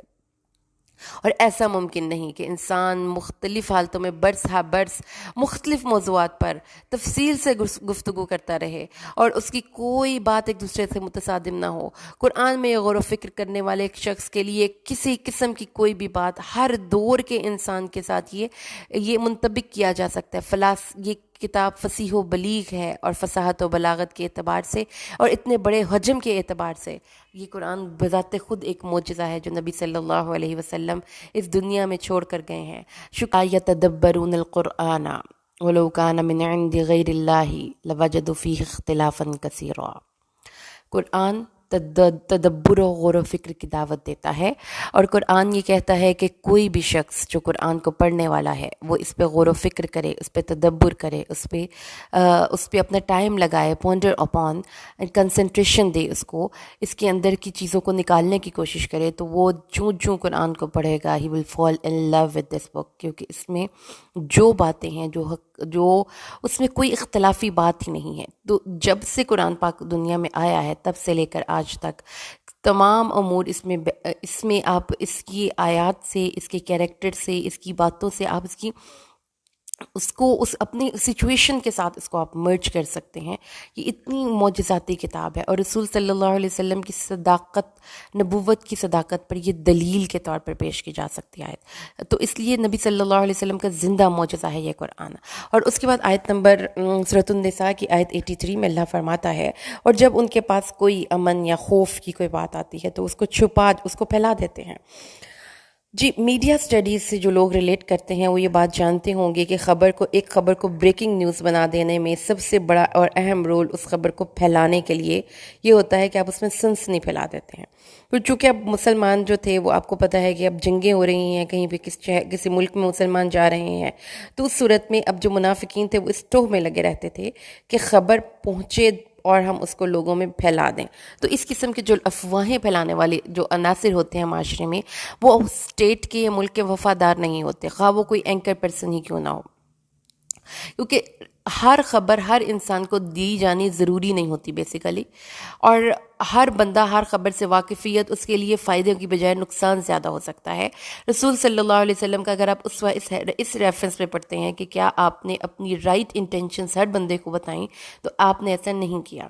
آپ صلی اللہ علیہ وسلم کا ایک طریقہ کار تھا کہ جب آپ کسی غزوے پہ جاتے تھے تو آپ توریا کرتے تھے، یعنی کہ جانا، اگر فرض کریں سے آپ نے لاہور جانا ہے تو آپ اسی راستے سے پوچھتے جائیں کہ اسلام آباد کا راستہ کدھر ہے، تاکہ لوگوں کو یہ پتہ چلے کہ اس بندے نے اسلام آباد جانا ہے تبھی تو یہ اسلام آباد کا راستہ پوچھ رہا ہے۔ تو اسی طریقے سے جب آپ نے غزوہ فتح مکہ میں گئے تھے تو عام فوج کے لوگوں کو نہیں پتہ تھا کہ وہ کدھر جا رہے ہیں، مثلا انہوں نے کہا ہم جا رہے ہیں، اور آپ نے سخت اور کڑی نگرانی کروائی، کوئی بندہ یہ اپنی تیاری کی خبر بھی، جانے کی خبر تو دور کی بات ہے، مشرکین تک نہ پہنچائے۔ تو اس لیے یہ ایک بڑی حکمت کی بات ہے، حکیمانہ بات ہے کہ اپنی ہر انٹینشنز کو پورے طریقے سے کسی کو بھی مت بتا دیں، کیونکہ اس میں بہت سے دوسرے فیکٹرز کاؤنٹ کر جاتے ہیں کہ آپ کی اگر وہ خبر جس طرح کہ غزوہ احد میں غزوہ خندق میں جب کہ انہوں نے یہودیوں نے بدعہدی کر دی تھی، تو اس وقت نبی صلی اللہ علیہ وسلم نے وہ خبر عام مسلمانوں تک نہیں پہنچائی تھی.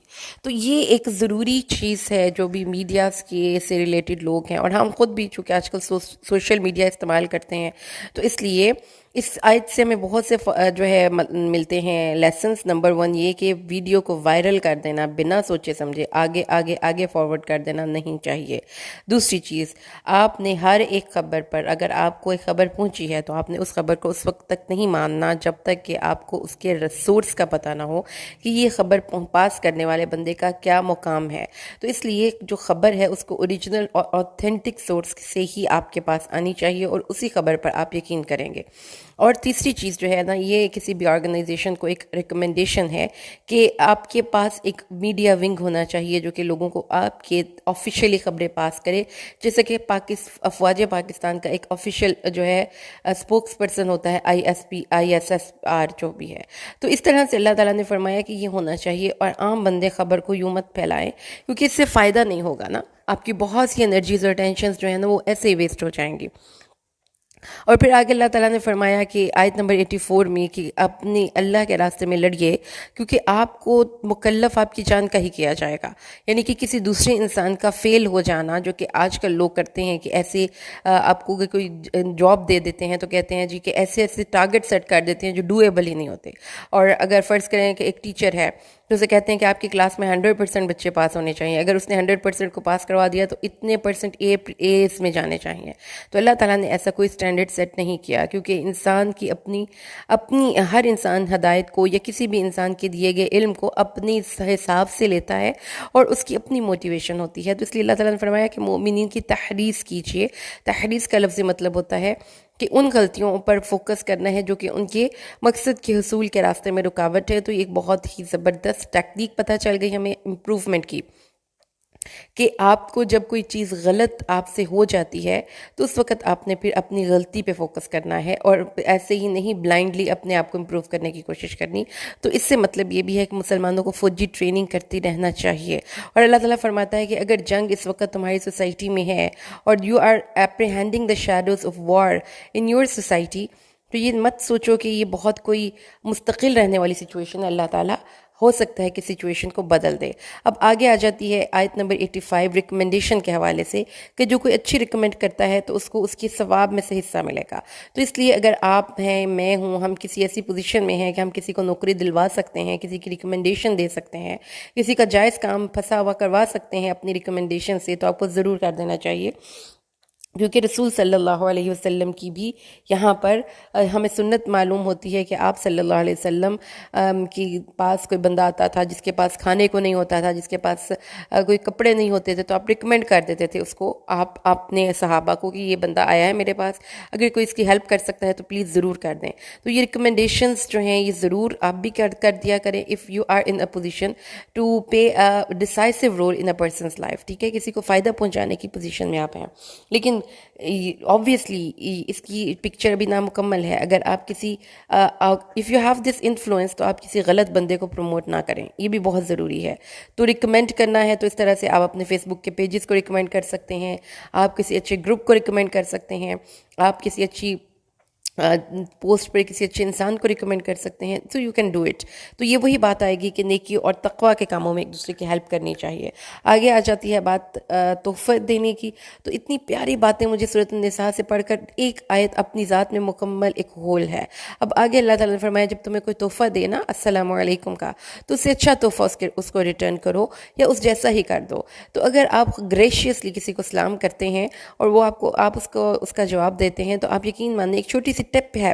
اگر آپ کسی ایک جگہ پر نئے ہیں، جاب کر رہے ہیں، کسی یونیورسٹی میں آپ نے نیو ایڈمیشن لیا ہے، آپ نئے ہیں، آپ نے کسی نئی جگہ پر گھر بنایا ہے، آپ نے نئی جگہ پر دکان لی ہے، آپ نے کچھ نہیں کرنا اپنے واقفیت بنانے کے لیے. کسی کو انوائٹ کریں یا کسی کو گفٹس دیں، بس آتے جاتے گریشیسلی مسکرا کر جو بھی بندہ راستے میں مل رہا ہے اس کو سلام کرتے جائیں.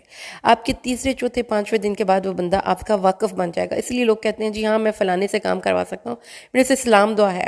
تو آپ کی اسے واقفیت بن جائے گی، اور پھر جنت میں جو جانے والے لوگ ہیں ان کو فرشتے سلام کریں گے، ان کو اللہ کی طرف سے سلام آئے گا. اور یہ ہم امت مسلمہ کی امتیازی شان ہے کہ ہم ایک دوسرے کو السلام علیکم کہتے ہیں. تو سلام قبل الکلام، کال کرنی ہے، کسی سے ملنا ہے، کوئی بات کرنی ہے، کسی کی دکان پہ کوئی چیز لینے جانا ہے، کسی کے گھر میں آپ گئے ہوئے ہیں، تو سب سے پہلے السلام علیکم سے بات کا آغاز کیجیے. اور پیرنٹنگ ٹیکنیک میں اپنے بچوں کو یہ ضرور سکھائیے، یہ ادب ہے.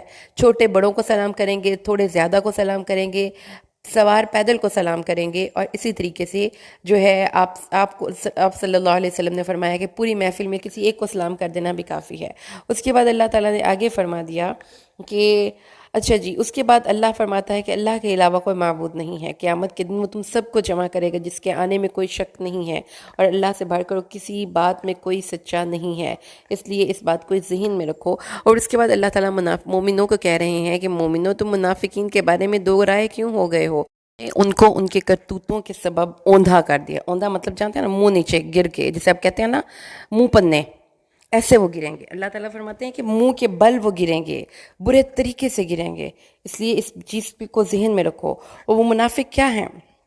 اب ان کے اندر کی پھر وہ بیڈ وش. تو ریپیٹیشن قرآن پاک میں جو ہے نا، بار بار ہم ایک ہی ٹاپک کو کبھی کس کانٹیکسٹ میں پڑھیں، کبھی کس کانٹیکسٹ میں، اس کی وجہ یہ ہے کہ ہم بھول جانے والے لوگ ہیں. اللہ تعالیٰ نے ہمیں ریمائنڈرز کے طور پر ایک بات ریپیٹ کی ہے. اسی نفسیاتی اصول کے تحت اشتہارات چلائے جاتے ہیں ریپیٹ کر کر کے، اور اسی نفسیاتی اصول کو ذہن میں رکھتے ہوئے اذان کہی جاتی ہے. تو دوبارہ اللہ تعالیٰ نے فرما دیا خود بھی کافر ہیں اور تمہارے بارے میں بھی بیڈ وش کرتے ہیں کہ تم بھی کافر ہو جاؤ. تو اس لیے ان سے کبھی بھی دوستی مت کرنا، یہاں تک کہ وہ ہجرت کر کے اللہ کے راستے میں تمہارے پاس نہ آ جائیں. یہ چونکہ شروع کے ایام میں مسلمانوں کو مجتمع ہونا تھا ایک مرکز پر، اس لیے it was a prerequisite, یہ ایک بہت لازمی شرط تھی کہ سب لوگ مدینہ میں آ کر جمع ہو تاکہ مسلمانوں کی اجتماعیت مضبوط ہو.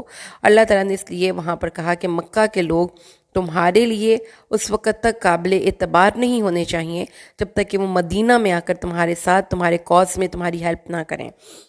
لیکن اگر وہ ایسا نہ کریں تو پھر ان کو مسلمان نہ سمجھو، ان کو کافروں کے حلیف سمجھو، تو ان کو کافر سمجھ کے ہی ڈیل کرو. کیونکہ یہ ضروری ہوتا ہے کہ کبھی کبھی جب آپ اپنی ہمدردیاں کافروں کے ساتھ لگاتے ہیں تو آپ کے عقائد میں بھی اور آپ کے اعمال میں بھی بہت سی جگہوں پر ان کی ذات کا پرتو نظر آتا ہے. ٹھیک ہے، آگے اللہ تبارک و تعالیٰ فرماتا ہے کہ ہاں، ان کو کبھی بھی آپ نے اپنا دوست نہیں بنانا سوائے ان لوگوں کے جو ایسی قوم سے جا ملیں جن کے اور آپ کے درمیان وعدہ ہے.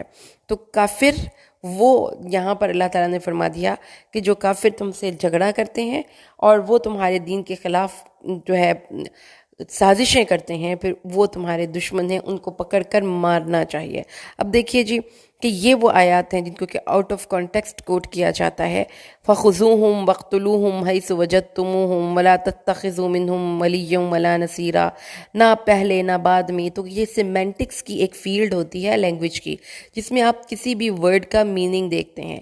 تو اگر آپ نے کسی بھی ورڈ کا میننگ دیکھنا ہے اور اس کو کانٹیکسٹ سے باہر نکال کر دیکھنے کی کوشش کرتے ہیں تو آپ اس ورڈ، اس لائن، اس فریز کو مکمل طور پر معنی نہیں پہنا سکتے. تو اس لیے بہت امپورٹنٹ ایک شرط ہوتی ہے میننگ انڈرسٹینڈ کرنے کی، وہ ہوتی ہے اس کی کانٹیکسٹ. تو کانٹیکسٹ میں اللہ نے یہ بات بتائی کہ وہ لوگ جو کافروں کے ملک میں رہتے ہیں اور تمہارے خلاف کافروں کے مددگار ہیں، ان کو کافر ہی سمجھو گے حتیٰ کہ وہ ہجرت کر کے تمہارے پاس آ جائیں. ہاں، اگر وہ کسی ایسی قوم سے جا ملیں جن کی اور تمہارے درمیان وعدہ ہو، تو پھر یا اس حالت میں تمہارے پاس آئیں کہ ان کے دل گرفتہ ہیں، اپنی قوم سے بھی لڑنے سے وہ عاجز ہو چکے ہیں اور تم سے بھی، تو پھر ان کو اگر اللہ تعالیٰ نے فرمایا اگر وہ تم سے کنارہ کش ہو جائیں اور تم سے نہ لڑیں اور تم پر صلح کا پیغام ڈال دیں تو ان کو چھوڑ دو. لیکن کچھ اور لوگ بھی ہیں جو کہ چاہتے ہیں کہ تم سے بھی امن میں رہیں اور اپنی قوم سے بھی امن میں رہیں. جب بھی ان کو فتنے کی طرف بلایا جاتا ہے تو وہ اس میں لوٹا دیے جاتے ہیں. یعنی کہ کچھ لوگ ہیں جو کہ بین ہیں، کچھ لوگ تو ہیں نا بڑے صلح پسند سے ہوتے ہیں کافروں میں بھی، آپ کے ہر دینی شاعر کا احترام کرتے ہیں. کچھ لوگ ہوتے ہیں کہ ان کے اندر نا یہ دونوں جذبات ایٹ اے ٹائم چل رہے ہوتے ہیں. مسلمان بھی مسلمانوں کے خلاف کبھی کبھی بول پڑتے ہیں اپنی کمپنی کی وجہ سے، اپنے لوگوں کو خوش کرنے کی وجہ سے.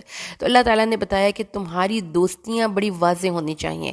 وہ کافر جو کہ کبھی کبھی تم سے دوستی کرنا چاہتے ہیں، زیادہ دشمنی کے قائل ہیں، تو اس وقت اب تم نے انتظار کرنا ہے کہ ان کا رویہ کیا ہوتا ہے. اگر وہ اپنے آپ کو تم سے نہیں روکتے، تم پر صلاح کا پیغام نہیں ڈالتے، اپنے ہاتھ تم سے نہیں روکتے، تو وہ تمہارے دشمن ہیں. ان کو پکڑو اور جہاں پاؤ ان کو قتل کرو، کیونکہ ان کو قتل کرنے کے لیے اللہ نے تم کو واضح طور پر ایک دلیل دے دی، غلبہ دے دیا. کیونکہ جب کسی کو نہ مارنا بھی اللہ کا حکم ہے، جب اللہ کا حکم ہے تو مارنا ہے تو پھر ماریں.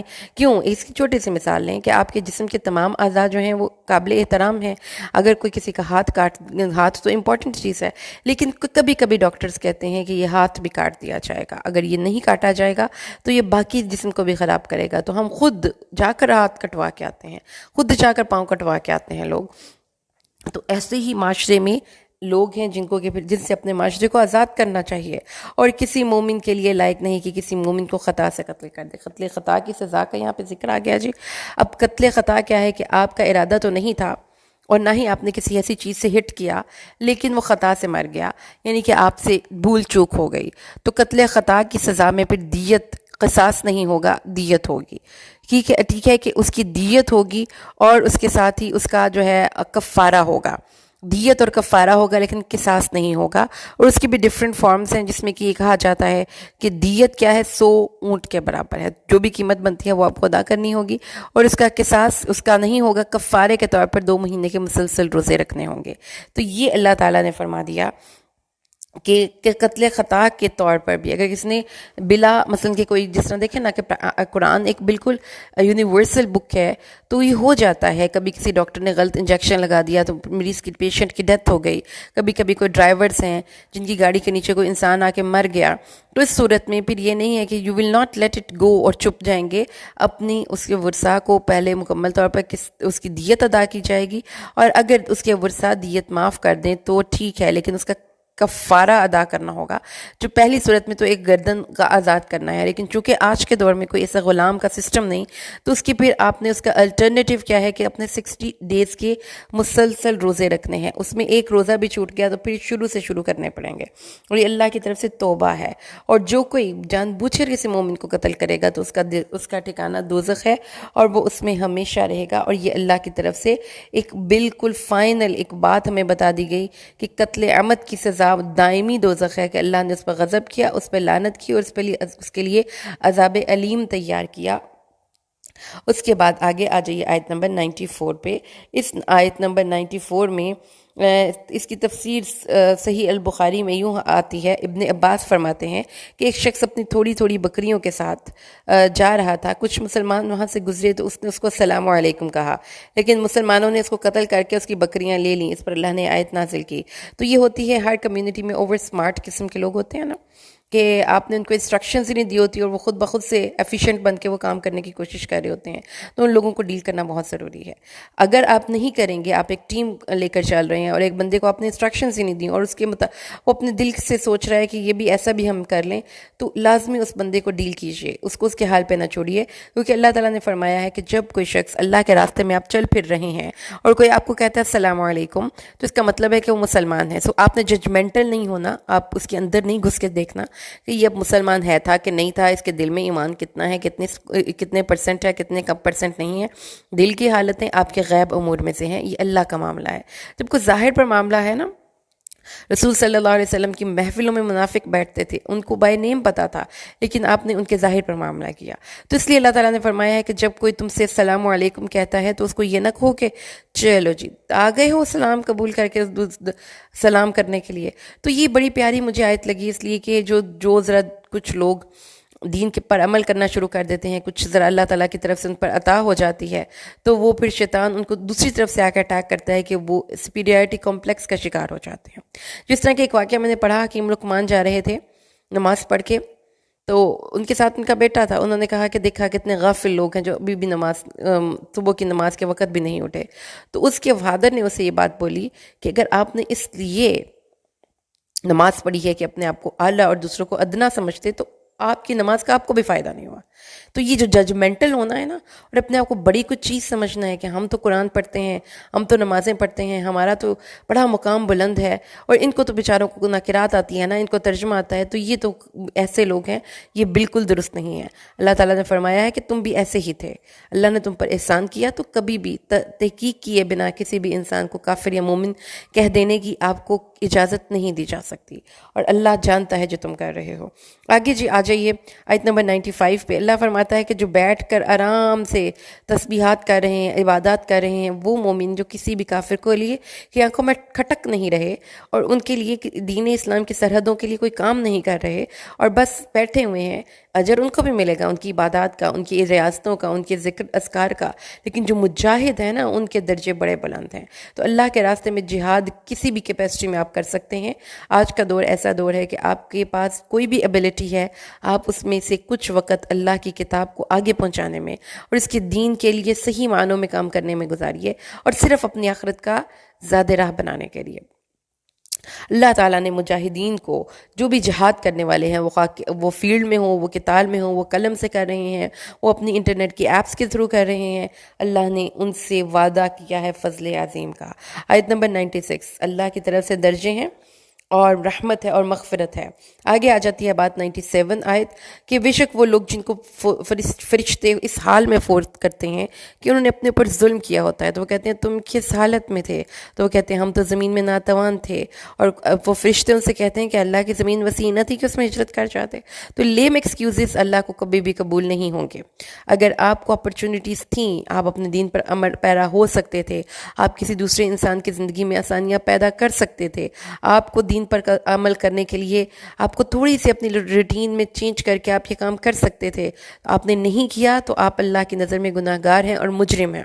اللہ تعالیٰ نے یہاں پہ صرف ایک سمبل کے طور پر لیجئے نا, وہ ہجرت, کہ ہجرت نہیں ہم کر پائے. کیوں نہیں کر پائے جی؟ ہم تو مسکین تھے, ہم تو کر نہیں سکتے تھے. تو کچھ لوگ ہوتے ہیں جو نا اپنی لیزینس کی وجہ سے اپنے کمفرٹ زونز نہیں چھوڑ سکتے, تو اس لیے ان کو پھر اپنی روٹین کو ڈسٹرب کرنا ڈیفیکلٹ لگتا ہے. ان کی نیچر ہی اس طرح کی نہیں ہوتی کہ وہ کوئی کام کے لیے پینز لے سکتے ہوں. تو پھر اس قسم کے لوگوں کو اللہ تعالیٰ نے یہاں پہ ڈیل کرتے ہوئے بڑا غصے کا اظہار کیا ہے کہ فرشتے ان کو موت کے وقت ہی ڈانٹ کر ان کی روحیں نکالیں گے اور کہیں گے کہ تم نے ایک اچھا کام صرف اپنی بیڈ چوائس کی وجہ سے, اور اس کو اس لیے کہ تھوڑا سا ڈیفیکلٹ تھا تمہارے لیے, you could have done it, تم اس کو کر سکتے تھے, تم نے جان بوجھ کے نہیں کیا. تو اس لیے ایک بہت بڑی وعید ہے ان لوگوں کے لیے جو ایک نیکی کا کام کر سکتے ہیں, ان کے پاس ریسورسز ہیں, they have the opportunities, they have time, لیکن وہ نہیں کرتے, وہ اللہ کے راستے میں ہجرت نہیں کرتے. ہجرت کا لفظ مطلب ہوتا ہے چھوڑ دینا. تو جب آپ کو کوئی غلط راستہ, ایسی جگہ ملے نا جہاں پہ آپ کا دین محفوظ نہیں, تو اس جگہ کو چھوڑ دیا کیجیے. خواہ وہ کوئی پروفیشن ہے, خواہ وہ کوئی دوست ہے, خواہ وہ کوئی ایسا آپ کے پاس کوئی اپرچونٹی ہے, لیو اٹ. یہی اللہ کی, ایسے لوگوں کو پھر اللہ پسند کرتا ہے. لیکن وہ لوگ جو واقعتاً نہ چل سکتے تھے, نہ ان کو کوئی راستے کا پتہ تھا, اللہ ان کو معاف کر دے گا.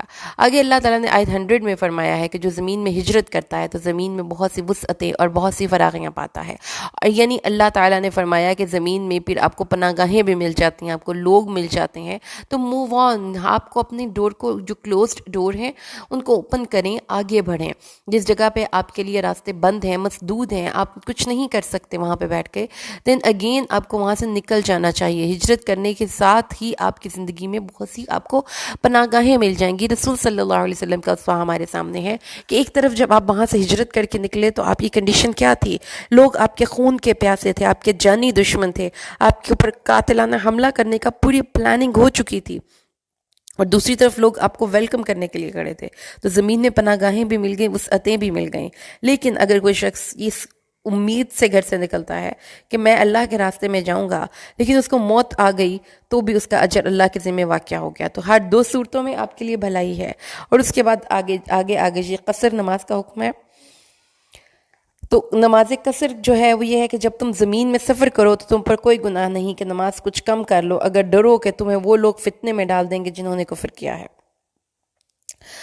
تو جو صلاۃ قصر ہے وہ کیا ہے کہ سفر سے مراد عام سفر ہے یہاں پر, اور کیونکہ آپ دیکھیں کہ آج کے دور میں بھی سفر اگر ہم نے کرنا ہے نا تو اس میں پھر ظاہر ہے کہ کبھی آپ نے فلائٹ آپ کی لیٹ ہو رہی ہے، کبھی آپ نے ٹرین پہ جانا ہے، کبھی آپ نے ویسے گاڑی پہ جانا ہے، تو آپ کے پاس عجلت ہوتی ہے. آج کے دور کا بھی سفر ایون اف کہ ایزی ہے تو اس میں عجلت کا تاثر تو ضرور ہے.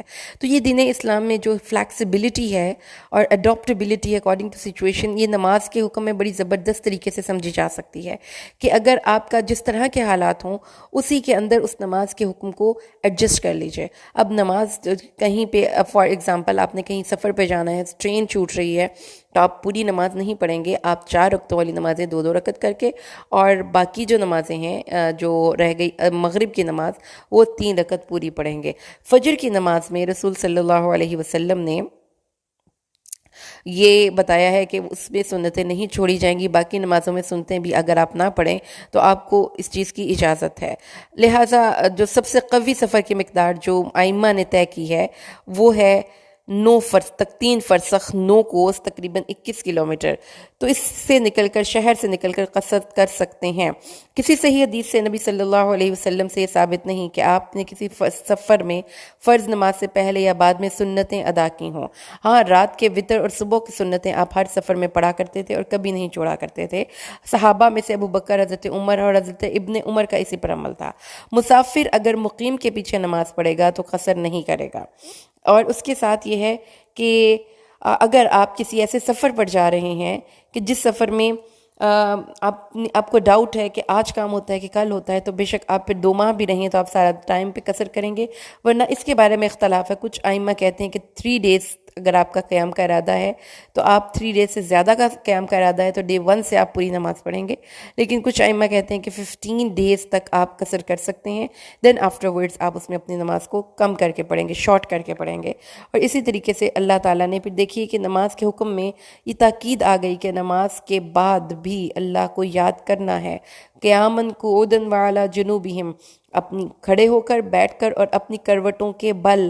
اور جب مطمئن ہو جاؤ تو پھر نماز کو اچھے طریقے سے ادا کرو، کیونکہ نماز مسلمانوں پر وقت مقررہ پر ادا کرنی فرض کر دی گئی ہے، اور پورے ارکان اس کے شرائط اور حدود کے ساتھ، یعنی مکمل طور پر اپنی اچھے طریقے سے خشوع اور خضوع کے ساتھ نماز کو ادا کرو. آگے آ جاتی ہے آیت نمبر 104 کہ ولا تہینوا، ہمت نہ ہارو. تو جو ایک برے کریکٹرسٹکس ہے نا کہ انسان ہمت ہار جاتا ہے، انسان حالات سے سامنے بزدل ہو جاتا ہے، خوف آ جاتا ہے، تو اللہ تعالیٰ نے فرمایا ہے قوم کا پیچھا کرنے میں ہمت نہ ہارو. اگر تم تکلیف اٹھاتے ہو تو یقیناً وہ بھی تکلیف اٹھاتے ہیں جیسے تم تکلیف اٹھاتے ہو. تم اللہ سے وہ امید رکھتے ہو جو وہ امید نہیں رکھتے. ٹھیک ہے، تو اللہ تعالیٰ نے فرما دیا ہے کہ کافروں کے پیچھا اگر تم کرتے ہو تو اس امید سے کرتے ہو نا کہ اللہ ثواب دے گا، تو ان کو تو یہ امید بھی نہیں ہے. تو ان کے بدلے میں اگر تمہیں تھوڑی سی تکلیف بھی برداشت کرنی پڑتی ہے تو پھر برداشت کر لو. اور اللہ تعالیٰ نے آگے فرمایا اس کتاب اللہ کا ایک نزول کا سبب اور مقصد کیا ہے کہ اس کو آپ تعویذ بنا کر گلے میں لٹکائیں، یا اس کے آپ جو ہے وہ کیلیگرافی کریں، اپنے گھر کو سجائیں، کیا کریں، اس کے نیچے سے گزر جائیں برکت کے لیے، اس کو چومیں، اس کے پانی میں تعویذ گھول کے پئیں. نہیں، انا انزلنا الیک الکتاب بالحق لتحکم بین الناس بما اراک اللہ ولا تکن للخائنین عصیما ولا خصیما. ہم نے تیری طرف یہ کتاب حق کے ساتھ نازل کی تاکہ تو لوگوں کے درمیان اس کے مطابق فیصلہ کرے جو اللہ نے تجھے دکھایا ہے، اور تو خیانت کرنے والوں کی طرف سے جھگڑا نہ کر، اور اللہ سے بخشش مانگ، یقیناً اللہ ہمیشہ سے بخشنے والا نہایت مہربان ہے. اور ان لوگوں کی طرف سے جھگڑا نہ کر جو اپنی جانوں سے خیانت کرتے ہیں، یقیناً اللہ ایسے شخص سے محبت نہیں رکھتا جو بہت خائن اور گناہ گار ہو. جی، یہ آیات جو ہے نا یہاں جو بھی آپ پڑھیں گی ٹوٹلی آیات نمبر 1 جو ہے 13 تک، ان آیات کریمہ میں اللہ تبارک و تعالیٰ نے ایک واقعے کو ریفر کیا ہے. سب سے پہلے اس واقعے کو سمجھ لیجئے مختصراً. مبشر، بشیر اور بشر جو بنو تامہ بن عبیرک کے بیٹے تھے، اور جو تھے یہ بڑا ہی منافق شخص تھا جو تامہ تھا نا. اور انہوں نے کیا کیا، رفاع بن زید کے گھر سے آٹا چرا لیا. رفاع بن زید نے اپنے بھتیجے سے قتادہ بن نعمان سے اس کی بات کی. تفتیش شروع ہوئی تو پتہ چل گیا کہ ان لوگوں نے رات کو آگ جلائی تھی. جب انہوں نے یہ ان سے جا کر پوچھا تو ان لوگوں نے بڑا شور مچایا، یعنی کہ انہوں نے تامہ کے بیٹوں نے، اور انہوں نے جا کر رسول صلی اللہ علیہ وسلم کے ساتھ جا کر شکایت بھی ان کی کر دی، یعنی کہ چوری بھی خود کی اور جب انہوں نے پوچھا رفاع نے کہ ہمارا جو ہے آٹا رات کو گم ہوا ہے، اور تو انہوں نے کہا کہ انہوں نے شور بھی مچایا، اور پھر جو چوری کا سامان تھا وہ کسی دوسرے کے گھر میں پھینک کر بھاگے بھاگے رسول صلی اللہ علیہ وسلم کے پاس، اور جو مدعی تھا جس کا گھر سے آٹا چوری ہوا تھا اسی پر الزام لگا دیا کہ دیکھیں جی انہوں نے ہمارے ساتھ چوری کی تہمت لگائی ہے، حالانکہ چور تو کوئی اور ہے، مسروقہ سامان تو یہودی کے گھر سے نکلا ہے۔ تو انہوں نے یہ پوری پلاننگ کی ہے۔ اب اس واقعے کے ریفرنس میں کچھ آیات نازل ہوئیں۔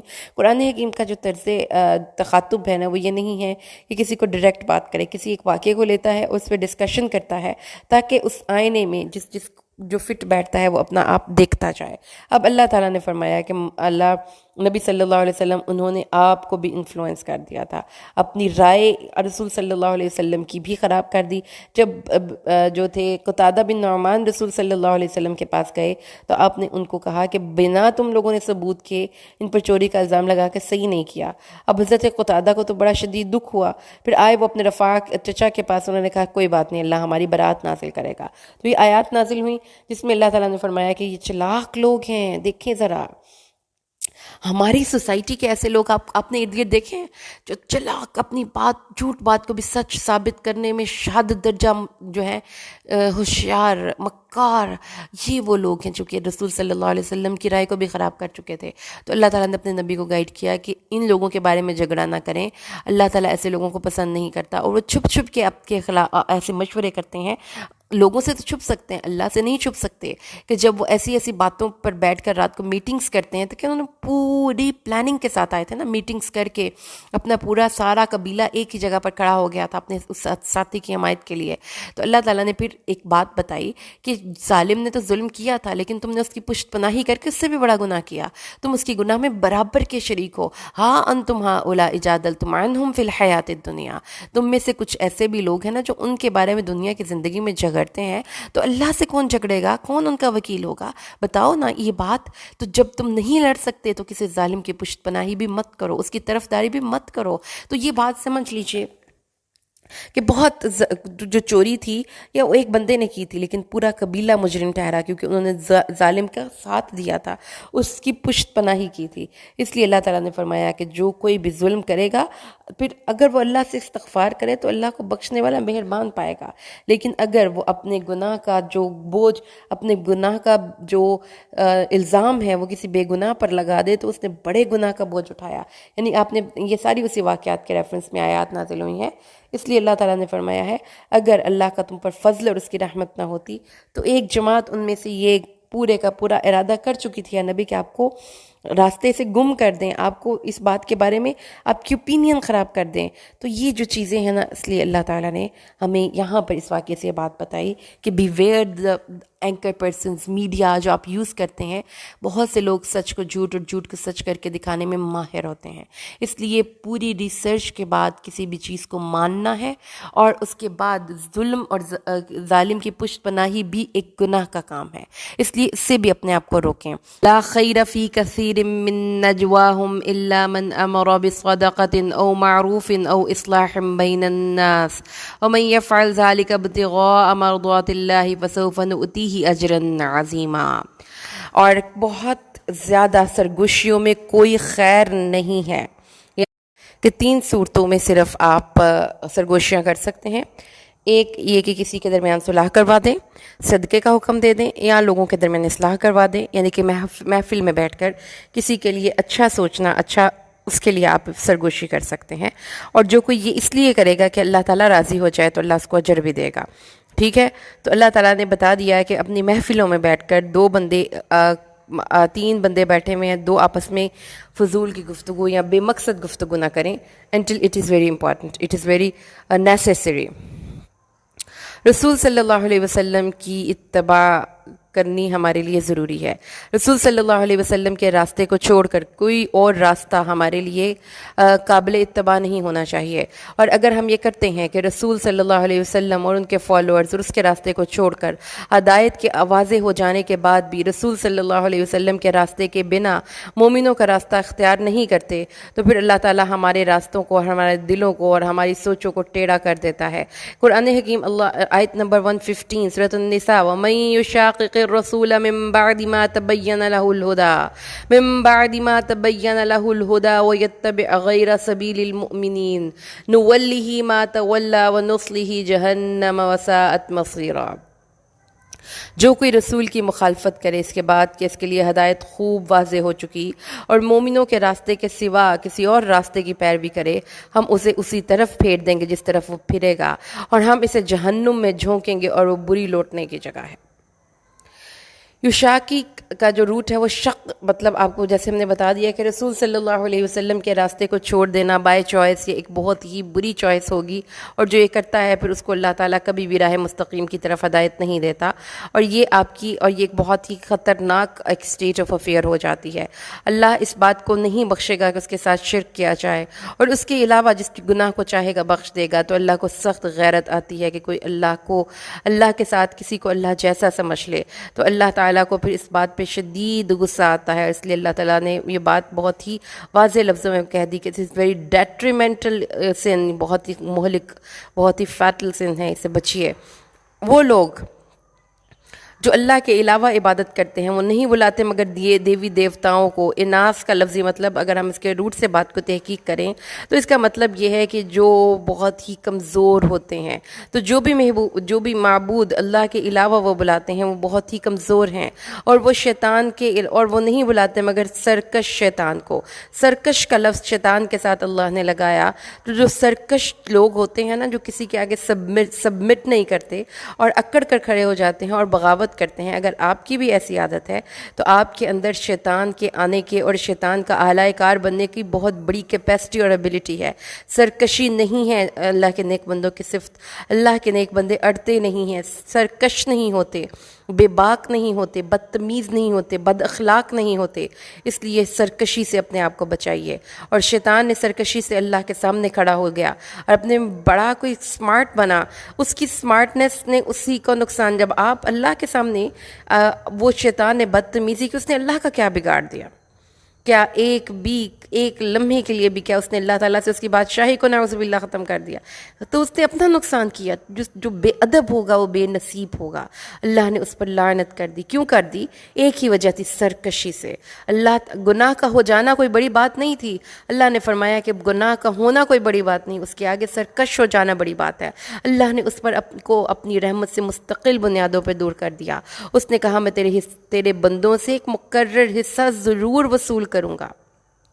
دیکھیے آج اپنی زندگی میں شیطان کس طرح ہمارے وقت میں اپنا حصہ وصول کرتا ہے اور پورے دھڑلے سے وصول کرتا ہے. شیطان کس طرح ہمارے پیسے سے اپنا حصہ وصول کرتا ہے، ہمارے وقت، ہماری سوچوں سے، ہمارے ریسورسز سے اپنا حصہ وصول کرتا ہے. کیونکہ رسول صلی اللہ علیہ وسلم نے ارشاد فرمایا ہے کہ جو کھانا جس پر کہ اللہ کا نام نہ لیا جائے وہاں پہ شیطان شامل ہو جاتا ہے. رسول صلی اللہ علیہ وسلم نے فرمایا ہے کہ وہ گھر جس میں داخل ہوتے وقت اللہ کا نام نہ لیا جائے اس کے ساتھ شیطان آ جاتا ہے. جس گھر میں داخل ہوتے وقت اللہ کا نام نہ لیا جائے تو شیطان آتا ہے اور اپنے چیلوں چانٹوں کو بھی لے آتا ہے. اور اگر اس گھر میں بسم اللہ پڑھ کے داخل ہوا جائے تو شیطان اپنے ساتھیوں سے کہتا ہے کہ اس گھر میں آج نہ تیرا کھانا ہے نہ تیرا ٹھکانہ ہے. اس لیے اللہ تعالیٰ نے فرمایا کہ اس نے اللہ سے چیلنج کیا اور بندوں کے بابت 4 وعدے کر کے آیا. وَلَأُذِلَّنَّهُمْ وَلَأُمَنِّيَنَّهُمْ وَلَآمُرَنَّهُمْ فَلَيُبَتِّكُنَّ آذَانَ الْأَنْعَامِ وَلَآمُرَنَّهُمْ فَلَيُغَيِّرُنَّ خَلْقَ اللَّهِ وَمَنْ يَتَّخِذِ الشَّيْطَانَ وَلِيًّا مِّن دُونِ اللَّهِ فَقَدْ خَسِرَ خُسْرَانًا مُّبِينًا. اللہ تعالیٰ نے ان کو کہا میں ان کو ضرور گمراہ کروں گا. ذل ان کے سامنے منزل اور مقصد کوئی بھی نہیں ہوگا، بس اپنی ایفرٹس کو بیکار ضائع کریں گے. آئیے آج دیکھیں ٹک ٹاک، آج دیکھیں ویلاگرز. کیا ہے ان کی زندگی کا مقصد؟ اپنے اتنے ٹائم، انرجی، ریسورسز کے بعد ان کو صرف پیسہ مل رہا ہے اور اس کی زندگی میں نہ کوئی پازیٹیو چینج ہے، نہ وہ کچھ لرن کر رہے ہیں، نہ کوئی صدقہ جاریہ بنا رہے ہیں. یہ اپنی آرزوؤں، اپنے وقت کو ضائع کرنے والے پروفیشنز میں اور ان ایکٹیویٹی سے خود کو بچائیے. یہ شیطان ہے جو ہمارا وقت ضائع کرواتا ہے اور پھر میں ان کو جھوٹی آرزوئیں دلاؤں گا. کیا ہے وہ جھوٹی آرزوئیں؟ اللہ تبارک و تعالیٰ کے بارے میں جھوٹی آرزوئیں، پھر ان کے بزرگوں کے بارے میں جھوٹی آرزوئیں، اور پھر یہ کہنا کہ اللہ کا تو غفور الرحیم ہے، اور دنیا کے بارے میں لمبی لمبی آرزوئیں کہ ابھی تو بڑا وقت پڑا ہے، ابھی تو ہم یہ کر لیں اور وہ کر لیں۔ اللہ فرماتا ہے ان کو میں جھوٹی آرزوئیں دلاؤں گا، اور میں ان کو حکم دوں گا تو وہ اپنے جانوروں کے کان چیر ڈالیں گے۔ جانور کیا ہیں؟ آپ کی محنت کی کمائیاں ہیں، اور شیطان اس میں بھی اپنا حصہ وصولتا ہے، اور اس کی آپ کی محنت کی کمائی کو تباہ و برباد کرتا ہے، اور میں ضرور ان کو حکم دوں گا تو وہ اللہ کی تخلیق کو تبدیل کر دیں گے۔ اور جس نے شیطان کو دوست بنا لیا اللہ کو چھوڑ کر، تو وہ بڑے گھاٹے کا سودا کیا۔ یعنی اللہ تبارک و تعالیٰ نے فرمایا ہے کہ جس نے اپنی کیا ہے، اللہ کی خلقت کو تبدیل کرنا کیا ہے، یعنی اپنے باڈی کو اپنی آپ سے ڈسسیٹسفیکشن ہے، قناعت نہیں ہے، اپنے جسم سے ہی ڈسسیٹسفیکشن ہے۔ اور اس کے ساتھ جو اللہ تعالیٰ نے قرآن حکیم میں لفظ پڑھا تھا نا، خلق اللہ، تو اللہ تعالیٰ نے فرمایا تھا ھذا خلق اللہ۔ کیا ہے اللہ کی تخلیق؟ اللہ تعالیٰ نے ہر انسان کو توحید کی معرفت دے کر دنیا میں بھیجا ہے۔ اللہ تعالیٰ نے فطرت اللہ التی فطر الناس علیہا، اللہ نے لوگوں کو ایک فطرت پر پیدا کیا، اور وہ دین فطرت ہے۔ اور رسول صلی اللہ علیہ وسلم نے فرمایا ہے کہ ہر انسانی بچہ اس فطرت کے ساتھ دنیا میں آتا ہے۔ تو جو اس کے والدین ہیں جو اس کو یہودی، عیسائی یا مجوسی بناتے ہیں، تو اسی طریقے سے اسی حکم میں ہے کہ اللہ کی بنائی ہوئی تخلیق کو لوگ تبدیل کر کے اس شیطان کی بات مانیں گے، اللہ کے حکموں کی نافرمانی کریں گے۔ اور اللہ تعالیٰ نے اینڈ پہ بڑی ہی ایک واضح سٹیٹمنٹ پاس کر دی، کیٹیگوریکل بات کر دی، جس نے شیطان کو اللہ کو چھوڑ کر دوست بنا دیا تو وہ بہت بڑے نقصان کا سامنا اس کو کرنا پڑا۔ اللہ نے شیطان کو کہا جا، ان کو وعدے دے، ان کو آرزویں دلا، لیکن یاد رکھو اے لوگو، شیطان کے وعدے محض دھوکہ ہیں، شیطان کے وعدے محض دھوکہ ہیں۔ کیونکہ رسول سورۃ ابراہیم میں آتا ہے کہ شیطان کو جب اللہ دوزخ میں پھینک دے گا، پھر وہاں پر اس کو ایک لیڈر ہے نا، شیطان لیڈ کر رہا ہے سب کو، برائی کے راستے میں لیڈ کر رہا ہے، تو وہ ان کو کہے گا وہاں پہ کھڑا ہو کر، ان اللہ وعدکم وعد الحق، اللہ نے تم سے جو وعدہ کیا تھا وہ سچا وعدہ تھا، ووعدتکم فاخلفتکم، میں نے جو تم سے وعدہ کیا تھا وہ جھوٹا وعدہ تھا، پر میرا تم پر کوئی غلبہ نہیں تھا۔ شیطان صرف آپ کو رہنمائی کرتا ہے، وسوسہ ڈالتا ہے، انٹائسنگ آپ کو آفرز دیتا ہے۔ شیطان ہاتھ پکڑ کے برائی کے راستے پر نہیں لے کر جا سکتا، ہم اس کا ہاتھ جھٹک سکتے ہیں۔ تو اس نے کہا میں نے تو تمہیں صرف بلایا تھا، تم نے میری بات ہی مان لی، تو آج مجھے ملامت نہ کرو، فلا تلومونی ولوموا انفسکم، اپنے آپ کو ملامت کرو، میں تمہاری کسی فریاد پر نہیں پہنچ سکتا، میں کفر کرتا ہوں، میں انکار کرتا ہوں کہ تم اللہ کے ساتھ مجھے معبود بناتے تھے۔ اللہ کے وعدے سچے تھے، میرے وعدے جھوٹ اور فریب پر مبنی تھے۔ اس وقت آنکھ کھلی تو کیا کھلی، اس لیے اللہ سے دعا کرے اللہ ہمیں ہدایت کے راستے پر چلائے، اور شیطان سے ہم شیطان سے بچ کر زندگی گزاریں۔ ہمارا بڑا دشمن ہے، لمحے لمحے پر ٹریپ کرتا ہے۔ اس لیے رسول صلی اللہ علیہ وسلم ہر نماز کے بعد صبح و شام سوتے وقت شیطان سے اللہ کی پناہ مانگتے تھے، دونوں معوذتان پڑھا کرتے تھے۔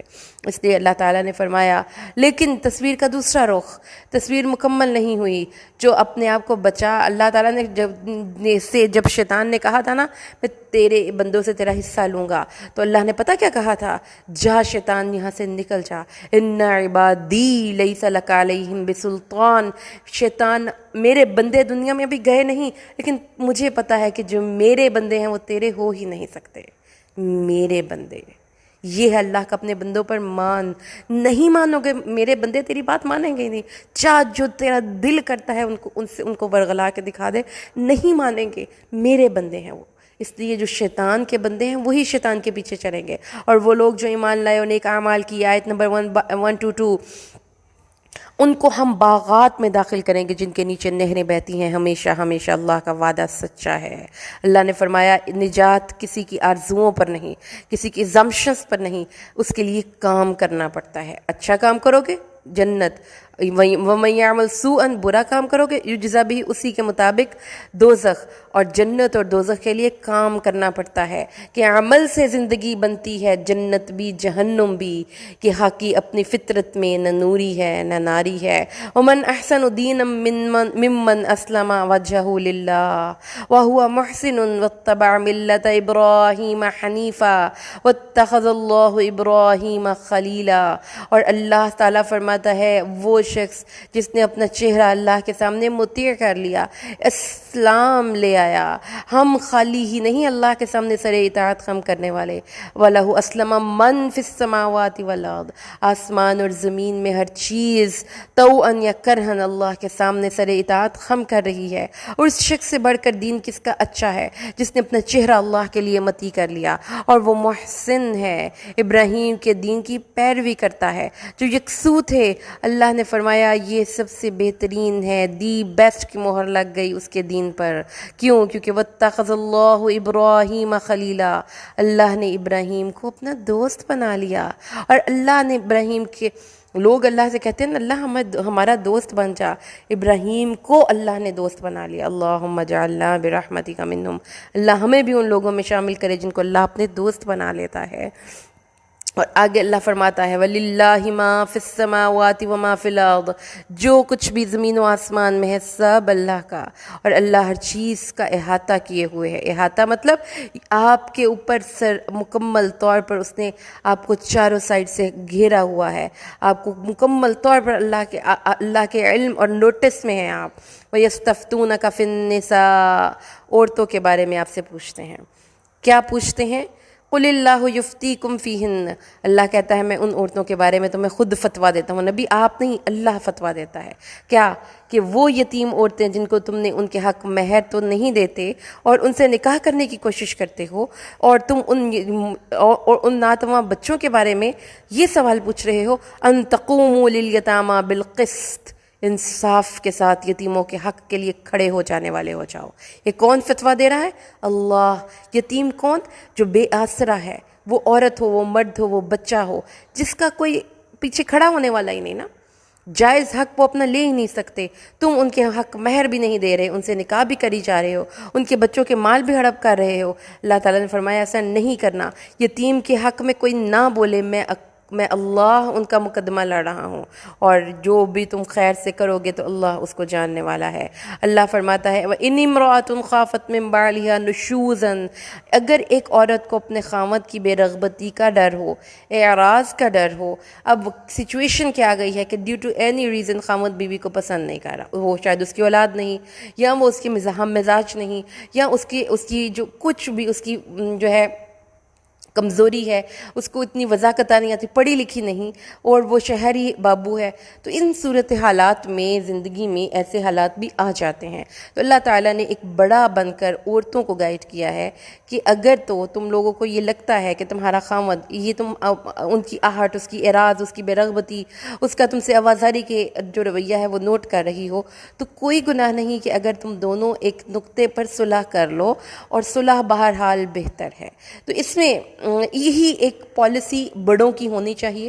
جب آپ کی بیٹی اپنے گھر میں خوش نہ ہو، اس کی کوئی پرابلمز چل رہی ہوں اپنی میرڈ لائف میں، تو اس کو سب سے پہلی نصیحت تو آپ کو یہی کرنی چاہیے کہ وَالصُّلْحُ خیر، کہ بیٹا چھوٹی چھوٹی باتوں پر گھر توڑنے کی ضرورت نہیں، صلح بہرحال بہتر ہے۔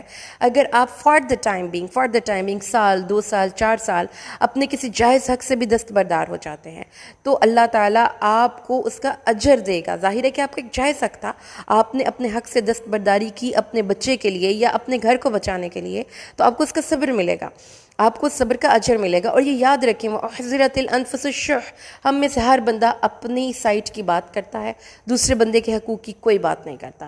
تو اس لیے عورت کی کو اللہ نے پھر کہا کہ اپنے گھر کو بچانے کے لیے تھوڑی سی وائز پلاننگ کرو، اپنے مرد کی کوئی سا بھی حق سے دستبردار ہو جاؤ، تو وہ پھر شاید تمہیں اپنے نکاح میں رکھ لے، ٹھیک ہے۔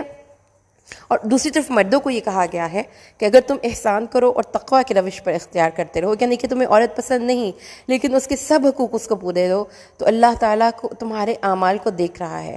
اور اس کے بعد اللہ تعالیٰ نے ایک اور اس سے اگلی آیت میں 129 میں ارشاد فرمایا ہے وَلَن تَسْتَطِيعُوا، تم سے یہ ہو تو نہیں سکے گا کہ تم عورتوں کے درمیان عدل کر سکو۔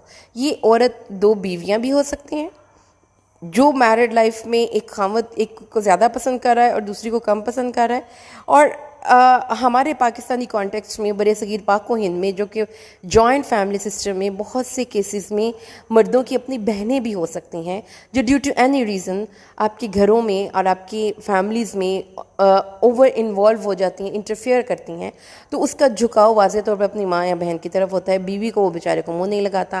آپ اگر اس کی فیلڈ اسٹڈی کریں اور ریسرچ کریں تو ایسے بہت سے کیسز آپ کے سامنے آئیں گے کہ مرد شادی کے بعد بھی اپنا راز اپنی بیوی اپنی بہن کو دیتا ہے، اس کے کپڑے کے بارے میں ڈیسائیڈ اس کی بہن کر رہی ہے، اس کے پیسے اس کی بہن کے پاس ہیں، اس کی چابیاں اس کی بہن کے پاس ہیں۔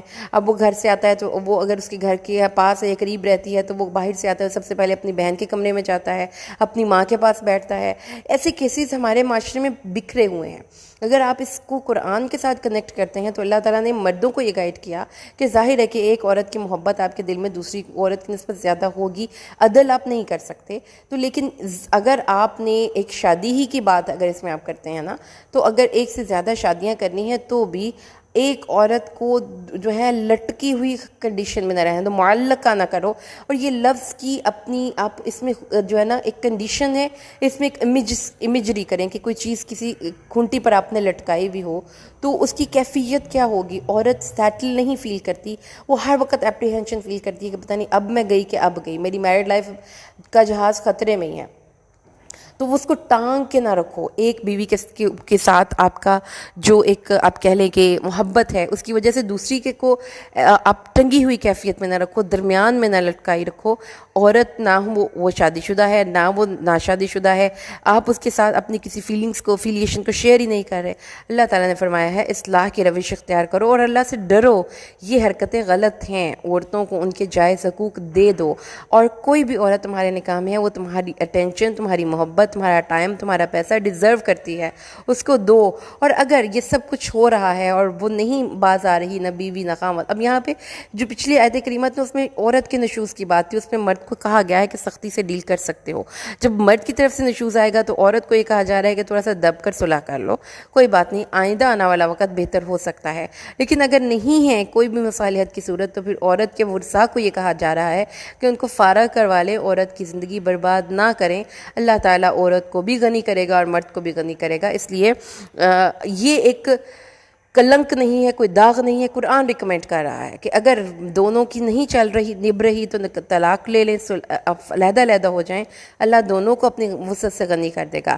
آیت نمبر 131، اور اللہ کے لیے ہی ہے جو کچھ بھی آسمان اور جو کچھ بھی زمین میں ہے، اور ہم نے وصیت کی ان لوگوں کو جن کو کتاب دی گئی تھی تم سے پہلے اور تم کو بھی، کیا؟ ان اتقوا اللہ، اللہ سے ڈرو۔ ڈرو اللہ سے کیسے ڈرتے ہیں؟ یعنی کہ ان کاموں سے بچنا ہے جو اللہ کو ناپسند ہیں، اس لیے کہ اللہ تعالیٰ بہت وسیع و عریض طاقتوں کا مالک ہے، وہ قہار ہے، اس لیے اس کے قہر سے اور اس کے غضب اور غصے سے ڈرتے رہو۔ اور اگر تم ان سب باتوں سے بے پرواہ ہو جاؤ گے، you will turn deaf ear to all those instructions، تو کیا ہوگا؟ اللہ کو تمہاری کوئی پرواہ نہیں، فارغ ہو تم اللہ کے کاغذوں میں، اس لیے کہ اللہ کے لیے آسمان اور زمین میں ہے، اللہ کافی ہے کارساز۔ اور اے لوگو اگر چاہے تو تم سب کو لے جائے اور تمہاری جگہ کسی ایسی قوم کو لے آئے، اور اللہ اس بات پر قادر ہے، اس لیے اللہ تعالیٰ کو کوئی نہیں پوچھ سکتا۔ اور جو کوئی دنیا کے ثواب کا ارادہ کرتا ہے تو اللہ کے پاس دنیا اور آخرت کا ثواب ہے، اور اللہ سننے والا جاننے والا ہے۔ اور اس کے بعد آیت نمبر 135، اے وہ لوگو جو ایمان لائے ہو، قوام ہو جاؤ، قوام ہو جاؤ، کھڑے ہو جاؤ انصاف کے ساتھ اللہ کے لیے گواہی دینے والے۔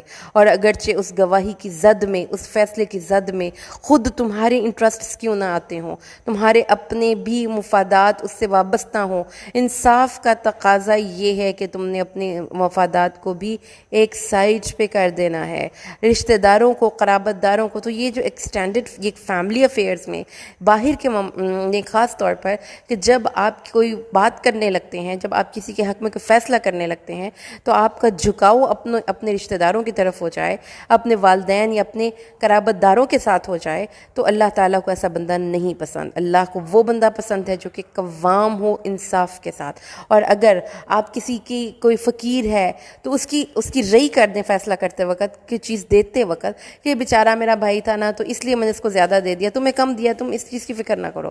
اللہ فرماتا ہے انصاف کرو اور اپنی خواہشات کے پیچھے مت چلو کہ تم عدل نہ کرو، عدل کرو.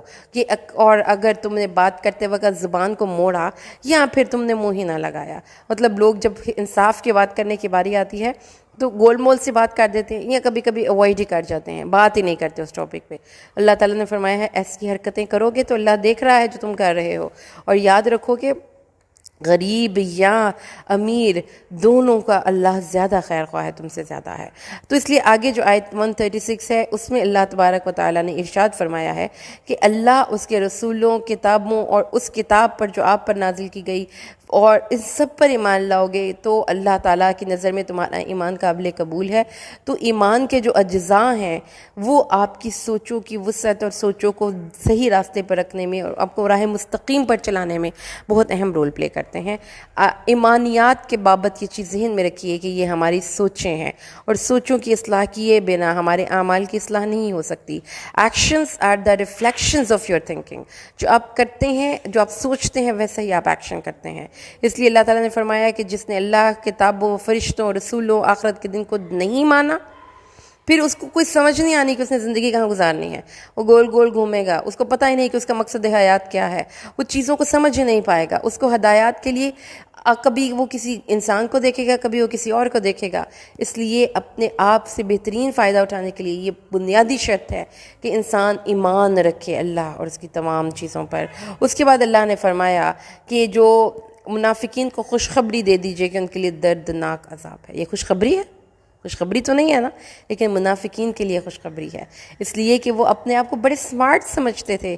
تو اللہ نے کہا ویری گڈ، آ جاؤ، پھر آ جاؤ شاباش ادھر. جیسے کوئی بندہ چلاکی سے چوری کر رہا ہو اور یا چیٹنگ کر رہا ہو تو ٹیچر کہتی ہے ادھر آئے میرا بیٹا، شاباش، آپ کو میں اچھے مارکس دوں، ذرا ادھر آئیں، شاباش. بڑا خوش ہوگا، جی میرا تو پیپر بڑا زبردست ایکسیلنٹ ہو گیا. لیکن جا کر جب پیپر دیکھا تو ٹیچر نے لکھا ہوا تھا بڑا بڑا سا چیٹنگ اور 0 مارکس دیے ہوئے تھے. اب اس نے جو اپنے طور پر چلاکی کی تھی اس کا اینڈ ٹائم تک اس کو اس کی ٹیچر نے نہیں بتایا، یہ ٹیچر نے اس کے ساتھ چیٹنگ کی. اللہ تعالیٰ فرماتا ہے کہ وہ کون منافقین ہیں جو عزت کے لیے کافروں کو فالو کرتے ہیں، مومنوں کو نہیں کرتے. ان کو لگتا ہے کہ مومن ان کے ساتھ چل کر، ان کے ساتھ رہ کر، ان کے لائف سٹائل کو اڈاپٹ کر کے ہم دنیا نہیں پا سکتے. اس لیے اللہ تعالیٰ نے فرمایا ہے. اور پھر ان کی محافل میں کیا ہوتا ہے؟ آپس میں بیٹھ کر قرآن اور حدیث اور اس کے بعد میں گفتگو کرتے ہیں اور وہ بحث تمیز اور ہنس کے ان کا مذاق اڑاتے ہیں. اللہ نے کتاب میں یہ بات نازل کی کہ ایسی محفلوں میں نہیں جانا. ان اذا سمعتم آیات اللہ یکفر بہا ویستہزأ بہا. سن لیا، اللہ کی نشانیاں ہیں، ان کا مذاق اڑایا جا رہا ہے، ان کے ساتھ ہنسی کی جا رہی. کیا ہے اللہ کی نشانی؟ اللہ کے شاعر ہیں. کوئی یہ قرآن کی آیت فائنل بتا دیتی ہے کہ جو بندہ یہ کہتا ہے نا کہ قرآن کا مذاق، جنت کا مذاق، رمضان کا مذاق، اس کے شاعر کا مذاق، وہ منافق شخص ہے. کیونکہ اللہ تعالیٰ نے فرمایا ہے کہ ایسی محفلوں میں بھی نہیں جانا، وہاں سے اٹھ کے آ جائے. دیکھا، اب ایک ویژول اپنے ذہن میں ایک سچویشن کو امیجن کریں نا کہ آپ کسی جگہ پہ بیٹھے ہوں اور آپ اچانک اٹھ کے چلے جائیں تو یہ کیا ہوتا ہے؟ آپ کی طرف سے ناراضگی کا اظہار ہوتا ہے. اللہ تعالیٰ نے فرمایا ان ناراضگی کا اظہار کرنا ہے، پسند نہیں کرنا. اور یہ چیز بھی نہیں ذہن میں رکھنی کہ اس کو کیا لگے گا، یہ مائنڈ نہ کر جائے. وہ کر رہا ہے مائنڈ، ہمارے مذہب کے بارے میں الٹی سیدھی باتیں کرتے ہوئے اس نے سوچا ہے کہ آپ نہ مائنڈ کر جائیں. تو آپ نے مائنڈ کرنا ہے اس بات کا، کیونکہ جب آپ مائنڈ نہیں نہ کرتے تو کوئی سمجھتا آپ کا مائنڈ ہی نہیں ہے. جس بات پہ مائنڈ کرنا چاہیے، نبی صلی اللہ علیہ وسلم اپنے غصے کا اظہار کرتے تھے. اور یہاں پہ اللہ بھی کہہ رہا ہے کہ مائنڈ کر کے اس محفل سے اٹھ کے آ جائیے. اور پھر اس وقت اللہ تعالیٰ، یہ بات ذہن میں رکھیے کہ ایسے منافقوں اور کافر کو اللہ جہنم میں اکٹھا کرے گا. وہ لوگ کون لوگ؟ وہی منافق تمہارے بارے میں انتظار کر رہے ہیں. اگر اللہ کی طرف سے کوئی فتح مل جائے تو پھر تو تمہارے دوست، جناب، دوست، میرے بھائی، میرے آپ، ہم پیالو ہم نے والا. اور جب کافروں کو کوئی، وہ تو ان کے پاس جاتے ہیں. دیکھا نا، ہم نہیں آپ کے اوپر پوری طرح چھائے ہوئے تھے، تبھی تو مسلمانوں نے آپ تک پہنچے نہیں، ان کے حملوں کو ہم نے روکا۔ اللہ قیامت کے دن ان کے درمیان فیصلہ کرے گا۔ اور اللہ تعالیٰ نے ایسا نہیں ہے کہ منافقوں کو مومنوں پر کوئی غلبے کی راہ دے دے۔ منافقون اللہ کو دھوکہ دینے کی کوشش کرتے ہیں اور اللہ ان کو دھوکہ دیتا ہے۔ کیا دھوکہ ہوگا؟ روز محشر اللہ سب کو نور دے گا، ایون کہ منافقین کو بھی نور مل جائے گا، اور جب وہ نور منافقین کو مل جائے گا تو یکا یک جو وہ پل صراط پر جا کر اس نور کی روشنی بجھ جائے گی۔ یہ ہوگا دھوکہ اللہ کا۔ کیوں ایسا کرتے ہیں؟ اللہ تعالیٰ نے ان کے ساتھ کیا کہ جب وہ نماز کی طرف کھڑے ہوتے ہیں تو کسالت سے، سستی سے، لوگوں کو دکھانے کے لیے اللہ کا یاد ہی نہیں کرتے۔ تو نماز کی، جس شخص کی نماز ٹھیک نہیں ہے اس شخص کو اللہ نے منافق کہا ہے۔ مذبذبین بین ذالک لا الہ ہؤلاء ولا الہ ہؤلاء، تذبذب کی کیفیت ہے، نہ ادھر نہ ادھر، نہ خدا ہی ملا نہ وصال صنم، نہ ادھر کے رہے نہ ادھر کے رہے، یہ درمیان کی کیفیت ہے، یہ ہے ان کے اندر کی تذبذب کی کیفیت۔ اس لیے اللہ نے فرمایا ہے اے مومنوں، کافروں کو، مومنوں کو چھوڑ کر دوست مت بناؤ، مت بناؤ، مت بناؤ۔ دوستیوں کے بارے میں بہت زیادہ کیئر کیا کرو۔ اپنے جیسے مومنوں کو دوست بنانا ہے، کافروں کو دوست نہیں بنانا۔ کیا تم یہ سمجھتے ہو کہ ایسی دوستیاں کر کے اللہ تبارک و تعالیٰ کو اپنے اوپر ایک سری غلبہ دے دو؟ مطلب یہ کہ اللہ تعالیٰ نے ان لوگوں کو کبھی بھی، ایسے لوگوں کو آپ نے کبھی بھی ایسے لوگوں کو کبھی بھی دوست نہیں بنانا جو اللہ اور اس کے رسول کے احکامات کی مذاق اڑاتے ہیں۔ بے شک منافقین فی الدرک الاسفل من النار، دوزخ کے سب سے نچلے طبقے، سب سے نچلے طبقے میں ہوں گے۔ جو ہوتے ہیں درجات، وہ اوپر جانے کے لیے ہوتے ہیں، اور دراکات نیچے جانے کے لیے ہوتے ہیں۔